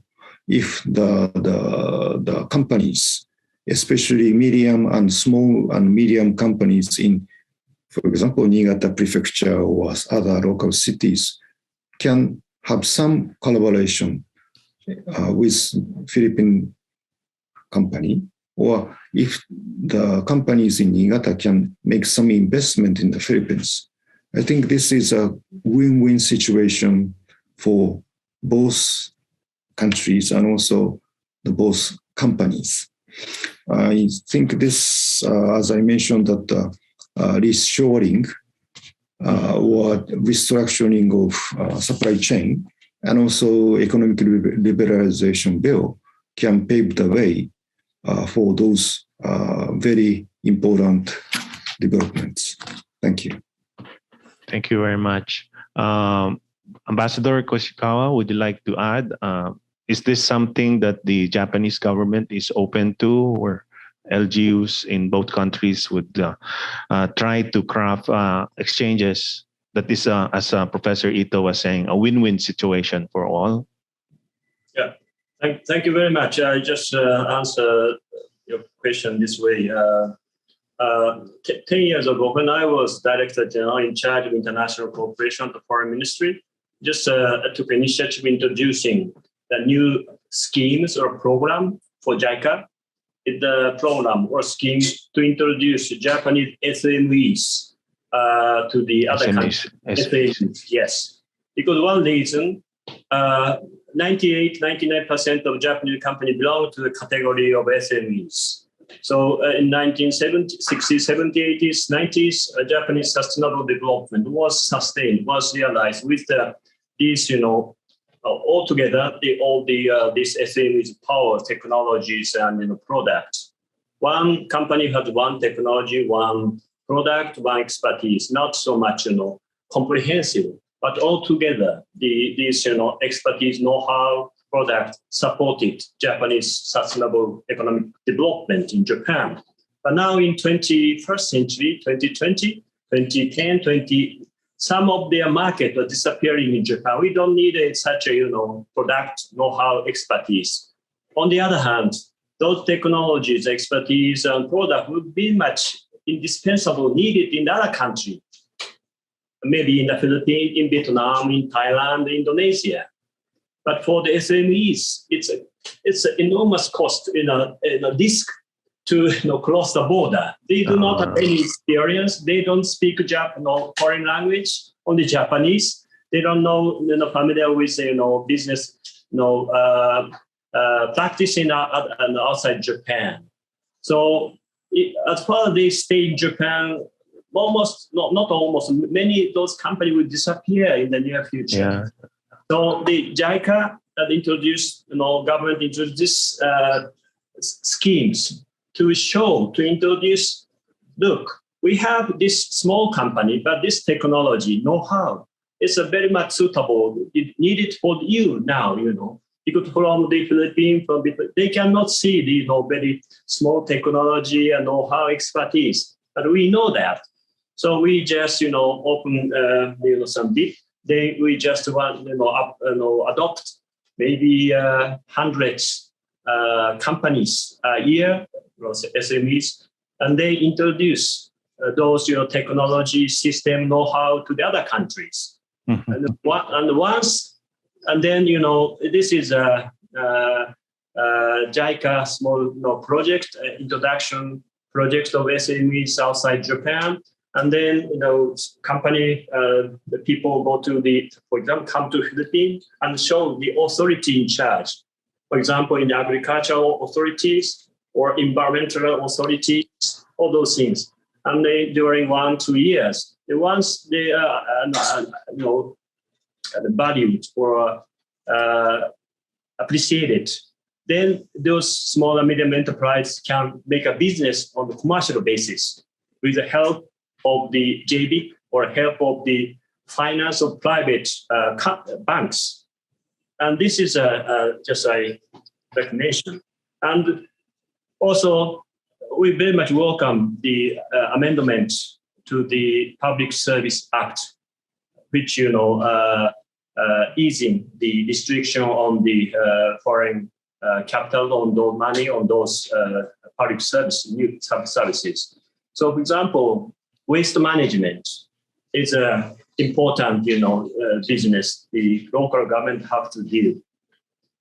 And sewage plant, also the government. But they need expertise. They need a know-how, how to collect, how to, categorize their waste, gomi or waste, all together. Then if for example, waste will become a power, that will be very good. But we need the technology, know-how of the private sector, small and medium enterprises. So I think not only the government, Japanese local government to Philippine LGU, local government relation, but more through the SMEs. We can share technology, know-how, experience, and will contribute very much to the improvement services of the LGUs for the peoples. Also in Japan, especially in the industry of Venus industry, they say. Venus industry is like a sewage plant, or how to deal with scraps or waste, garbage. Those things, it's an indispensable industry for Japan, for any countries. Production, you produce, manufacture vehicles and equipment, that's good. But after we just use those things, they have to be recycled, be used, or disposed. This is what we call the Venus industry. Yeah, this is a very important part of the industry where we realize very green, clean society. So I think one way to make a more close relationship between Japan or Japanese SMEs and LGU, thanks to your, the new amendment to the Public Service Act, I think this kind of cooperation will be very much promoted. JICA will help in some sense this, corporations. Thank you very much, Ambassador Koshikawa. Certainly, SMEs is another pillar of strength in Japan. Your monotsukuri culture, your craftsmanship. Yeah. Sorry, can I say one more thing? Oh, great. I was in 𝐏𝐴𝐻𝐿𝐴 the other day. Okay. I attended, completion of the rehabilitation of an agricultural irrigation system, financed by JICA and the National Irrigation Authority together. And I understand it was not a major producing state of the garlic. Garlic itself, not so expensive, but it's necessary. But now the one Japanese small company or medium company came to the 𝐏𝐴𝐻𝐿𝐴 through the JICA scheme. This is garlic processing companies. This garlic will turn into black garlic. It's a fermented garlic. This is now very popular in Japan. Very healthy, not smell bad, and very healthy. And for the ladies, the black fermented garlic. Very welcome. The price is maybe 10 times as expensive as the original one. So once this technology was introduced in the area, I think that helped contribute to raising the income of the garlic farmers over there. Very much simple processing, but with some expertise know-how. Then you have a market, a black garlic market in Japan. So this is one maybe the concrete specific examples. And also I like to emphasize one thing is that demographic complementarity is very crucial for Japan and maybe for the Philippine bilateral relations. Human resources is one of the most important resources. But now Japan, it's a quality, but the size or the quantity is just diminishing. But we have to count on the human resources of other country to keep Japanese society in action. So how we can establish this, relation of the demographic complementarity, we have to make very much effort to welcome the foreign workers because we are very late comers, first beginners to welcome the foreign resources, foreign workers to Japan. We have to transform Japanese local society, more multicultural society. So we are mobilizing, for example, the ex-JET program, participants, and also ex-JOCBs, Japan Overseas Young Overseas volunteers, whereas they are serving to us, working 2 to 3 years in a country, they come back to Japan, and they will be very important human resources for Japan, to realize the multicultural community where they are starting welcoming, accepting foreign resources, human resources, and foreign workers. So Japan's future depends on the Philippine people, because not only export on the country, basically close to each other, 4.5-hour flights. So they work over there, they're coming back and spend Christmas here together, and we're going there. Oh, we are same island, just going to the Mindanao, going to Kyushu, not so much difference here. So we'd like to establish this kind of demographically complementary bilateral relation. This is very much we'd like to count on the Philippines. Thank you, Ambassador Koshikawa. Please also invite the soba farmers to come to the Philippines. Let me see. Our last question here is directed to both Professor Ito and Ambassador Koshikawa. And I think you already touched about this, Ambassador. It's about there being a lot of Filipinos in Japan and provides the manpower in Japan. In what ways, the question is, in what ways can both countries continue to work in promoting the welfare of the overseas Filipino workers in Japan? And how can both countries support them to also build their lives once they decide to come home and settle in the Philippines when the contracts expire? Are there any programs that the countries are collaborating in? This is from Sam De Los Santos of CISC. Thank you for that. It's directed to both Professor Ito and Ambassador Koshikawa. OFWs. About 10% of our population, not only Japan, of course. Yeah, thank you very much. Okay. I think that there aren't many things that I should add to what Ambassador Koshikawa mentioned. As he mentioned that the demographic complementarity between the Philippines and Japan is one of the very important area for further collaboration. And then, as Ambassador mentioned, that we are how can I say, latecomers in not accepting but inviting foreigners in Japan, because we are facing aging society, and then how we can have a collaboration between the foreign residents, and Japan is one of the area. In this relation, I think JICA recently made some research on this, and then I think this will be soon shared, but in a very short time that we need a lot of foreign workers, otherwise we can't sustain our economy.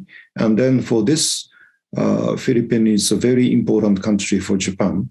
I think we really have to make efforts to inviting the Filipino talented people to Japanese society. Thank you. Thank you, Professor Ito. Ambassador Koshikawa, would you like to add?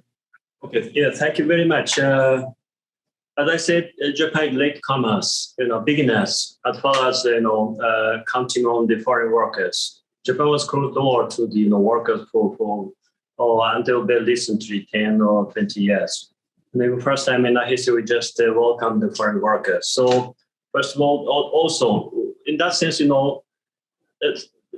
Japan is a country who has to make more effort to improve the environment or working conditions for foreign workers. We have to now in the process of learning how to welcome, how to improve the working conditions for the foreign workers. When I was at JICA, I visited 47 prefectures, all the prefectures, and each prefecture I visited 2 small and medium enterprise, companies, factories, and agricultural field. And I realized that almost all the companies and the agricultural field, they are now foreign workers working very, energetically working. So we heavily count on, reality is count on the foreign workers. And also, as I said, it's Philippine workers, it's as far as the number 4, fourth largest, existing. I think Chinese, Korean, but they are traditionally living in Japan. Not so much, it's a bit exceptional. But now, as far as the workers in the new categories, Vietnamese, I think, number 3rd largest, and the Filipino, the 4th largest. Okay, and we have yes, but still some problem or case of violation of human rights, something like that. There is some company who tried only to exploit the very cheap laborers. That is no way. They cannot continue counting on that foreign workers in that way. So we try to improve and just overcome that kind of negative, and changing our related legal systems. We are changing, improving. And Japan, first of all, Japan have to say welcome, Japan have to improve the working conditions, environment, welcome the foreign workers. That is a challenge for Japan, and transforming our local FGUs more, as I said, multicultural societies. They have to understand different religions, different language, different customs, and way of thinking. And then we have to provide more favorable, comfortable condition to the foreign workers in Japan. So there's a competition, how to attract the foreign Philippine workers, very much qualified, talented people. So welcome in the Europe, maybe welcome the Middle East, welcome the North Americas. So Japan, we cannot say welcome. No, we accept foreign. It's not the way attitude. We have to compete in attracting the foreign workers. So the basic principle is that same treatment, same salary for the same working, same service. This is a very, basic principle. But, gradually, but with that delay, we have to transform Japanese society more suitable for welcoming foreign workers. So we have heavy count on foreign workers. And also, we would like to welcome the people, especially from the Philippines, just to get money, just to have a salary. But maybe through the working in the farms, working in the companies, working in the sewage treatment plant, they can learn, how Japanese working over there. So, and then coming back to the Philippines, and they make a business on the name of Japanese companies, many ways. So this is, I think, mutually beneficial, not only just for the remittance of money to the home government, to the Philippines, but also, through the working actually in the site in Japan, they just have a new land, new technology, new know-how, something coming back here, or you make an independent business here, or just, on the name of the Japanese company, they make a business in the Philippines. This is, I think, ideal relations. So as I said, Japan have to make more effort to attract the Philippine workers. And on that, one obstacle, one barrier is a language. Japanese language not easy for Philippine people to learn. But once I think we welcome in the equal treatment for the Japanese workers, then I think many people make an effort to learn the Japanese. So, and also government would like to provide more opportunity for the Philippine worker to learn Japanese language, together with now JICA or Japan Foundation. Thank you very much. Thank you very much, Ambassador Koshikawa.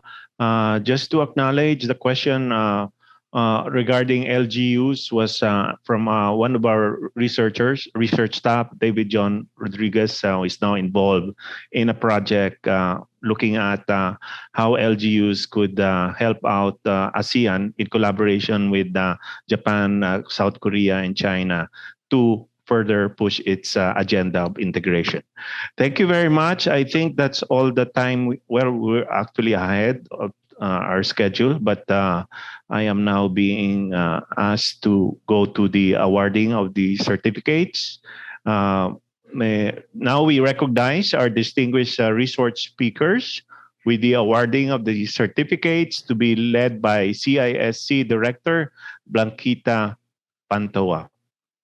Ma'am. Good morning, everyone. I'm here to award the certificate. I'll be reading the citation. The first certificate is Certificate of Appreciation, which is being awarded to Dr. Susumu Ito for serving as resource person in the webinar titled The Philippines-Japan Economic Relations Post-Pandemic Era, held on the 23rd of March 2022 via Zoom. The event was organized by the Community Innovation Studies Center, UPLB College of Public Affairs and Development, signed Blanquita R. Pantoja, Director CISC. So, Dr. Ito, we will be sending this over to you via courier. Yeah, maraming salamat po. Thank you very much. Along with some other tokens. Thank you very much. Thank you.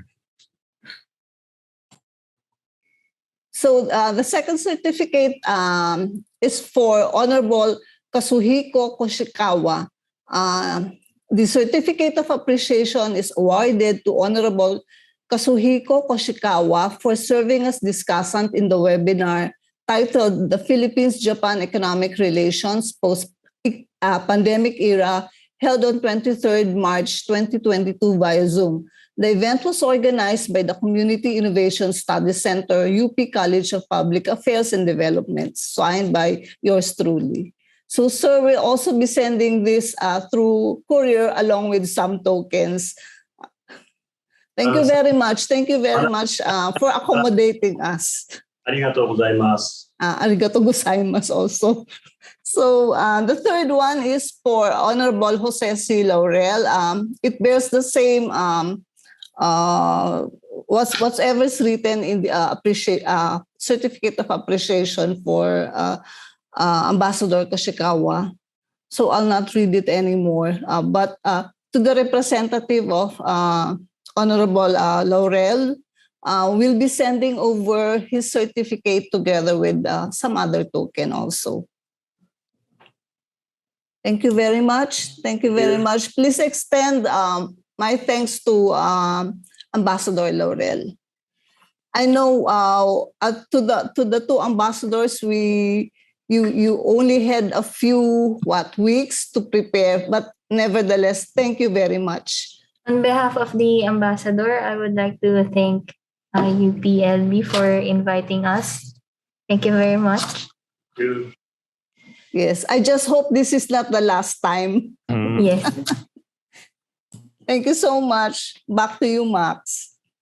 Thank you, Director Blan.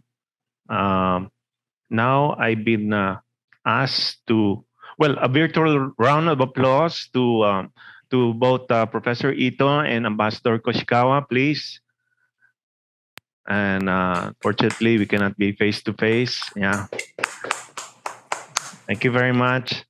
Now I will proceed with the synthesis of our knowledge sharing webinar. I do not think I could do justice to the wealth of insights that were shared with us today by both our esteemed guests and of course also Ambassador Laurel. But let me try.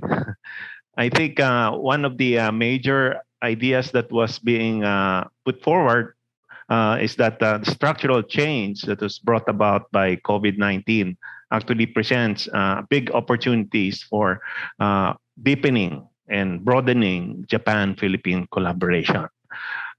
With that, let me share my synthesis along the excellent outline of Professor Ito and inject the inputs from from Ambassador Koshikawa and Ambassador Laurel, as well as the discussions from the open forum. If you remember, Professor Ito starts, and this was also stressed by the other speakers, that the relationship between Japan and the Philippines is a friend closer than a brother. And that is really a very moving statement from somebody who considers both the Philippines and Japan as their first and second homelands, respectively. This is a term actually often referred to by current President Duterte, and it is also closely associated with the golden age of strategic partnership. Ambassador Koshikawa echoes this and citing also, re-stressing that Japan is, as far as the Philippines is concerned, is the top donor, major trading partner, top investor, as well as there is also the demographic complementarity. We are the fourth largest population in Japan, next only to China, South Korea, and Vietnam. When I was there, it was Brazil. But certainly this is surprising given that our historical relations with Japan are not as deep as these three other countries. COVID-19 in the Philippines, well, I would say that we had a relatively good health-related position, all other factors considering, but the impact of COVID-19 on the Philippine economy was certainly bad. We are in a relatively bad economic position. I look at some numbers. 2020, our drop in GDP growth rate was twice that of the world drop in growth rate.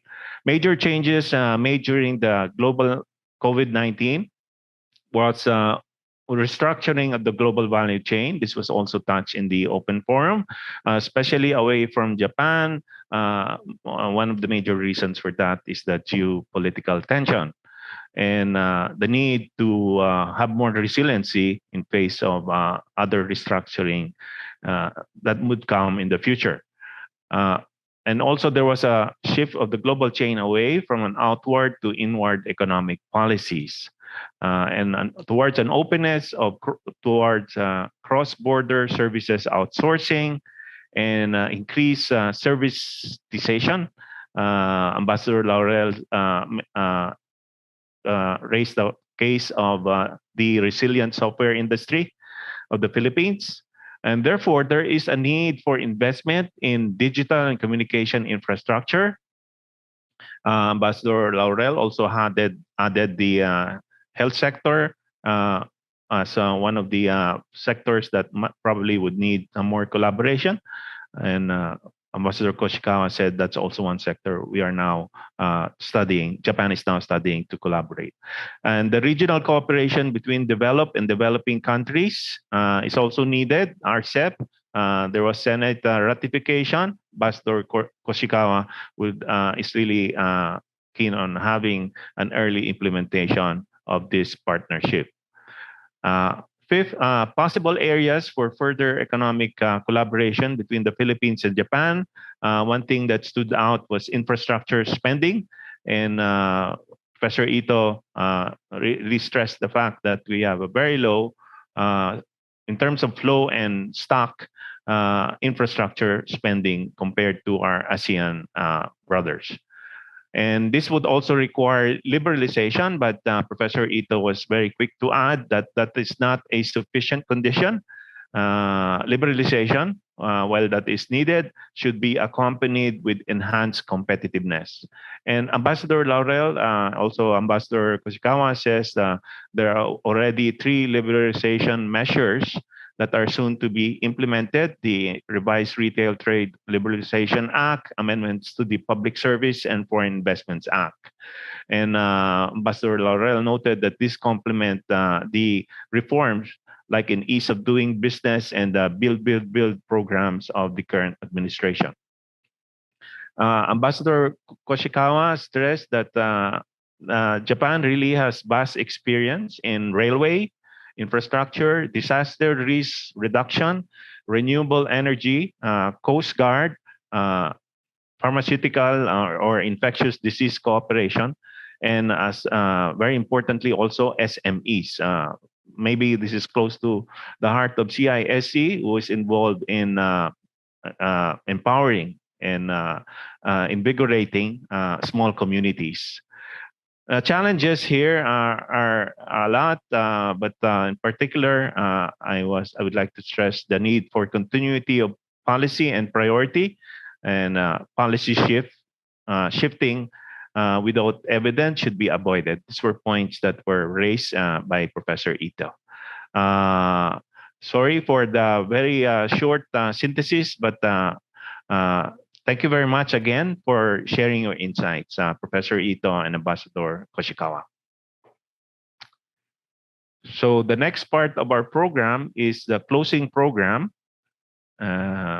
Before we proceed to the closing remarks, may I ask all the panelists to open again your cameras for a quick photo opportunity. And whoever's taking the picture, please guide us.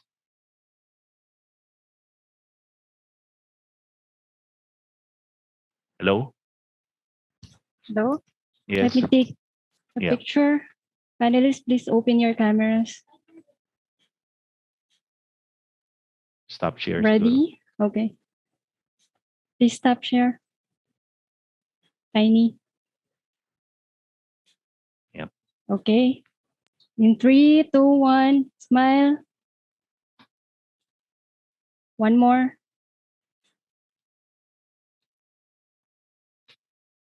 Okay, thank you. Thank you for that. Okay, let me repeat. One more. One more One time. more. Okay. Ready? Okay. Ready? 1, 2, 3. Thank you. Thank you, Joanne. Now, to formally close our webinar, ahead of schedule, may I call on again the Director of the Community Innovation Studies Center, Director Blan Pantoa. Ma'am?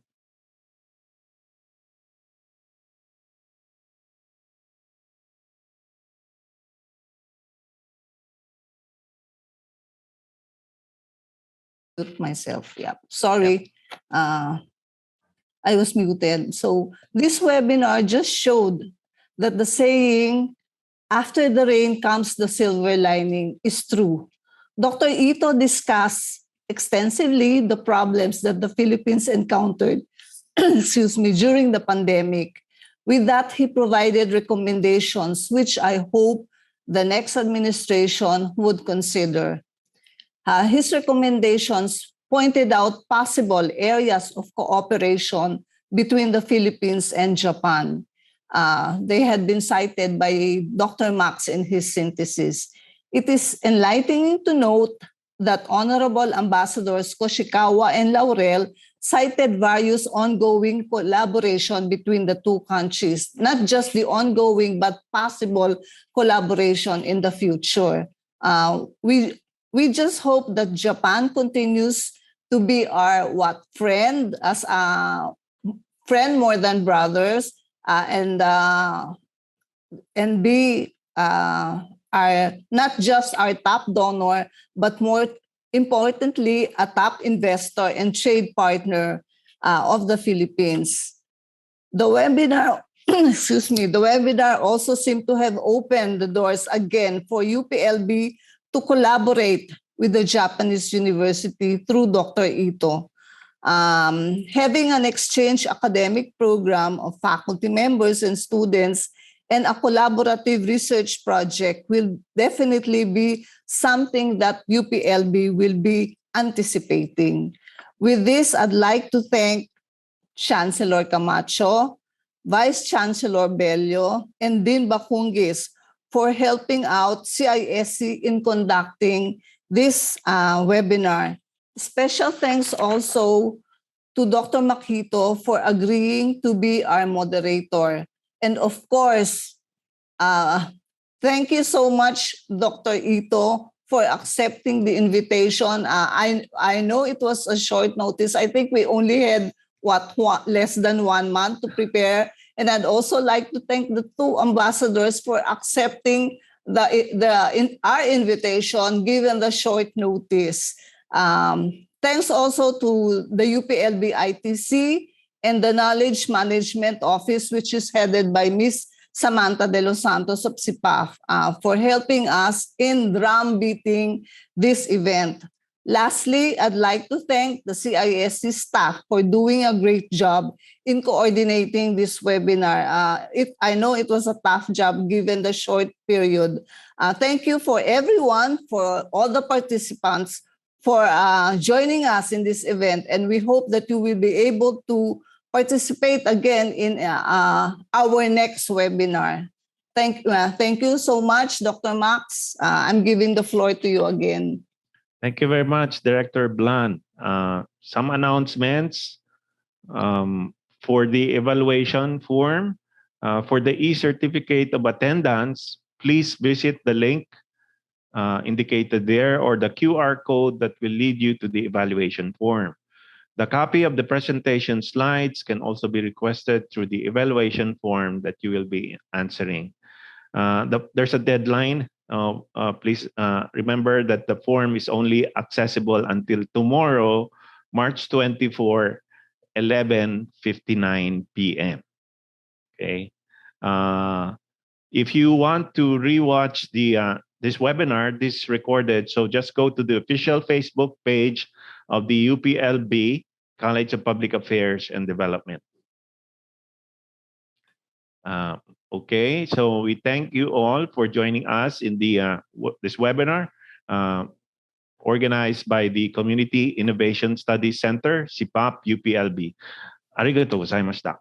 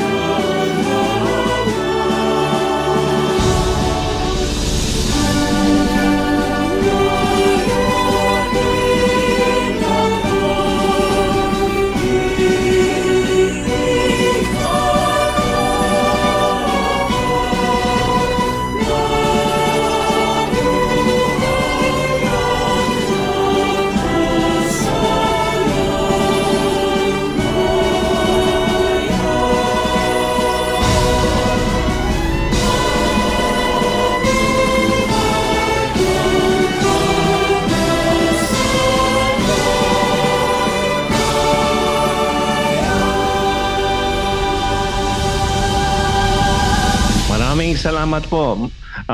Ito sensei, Koshikawa Taishi, mata yoroshiku onegai shimasu.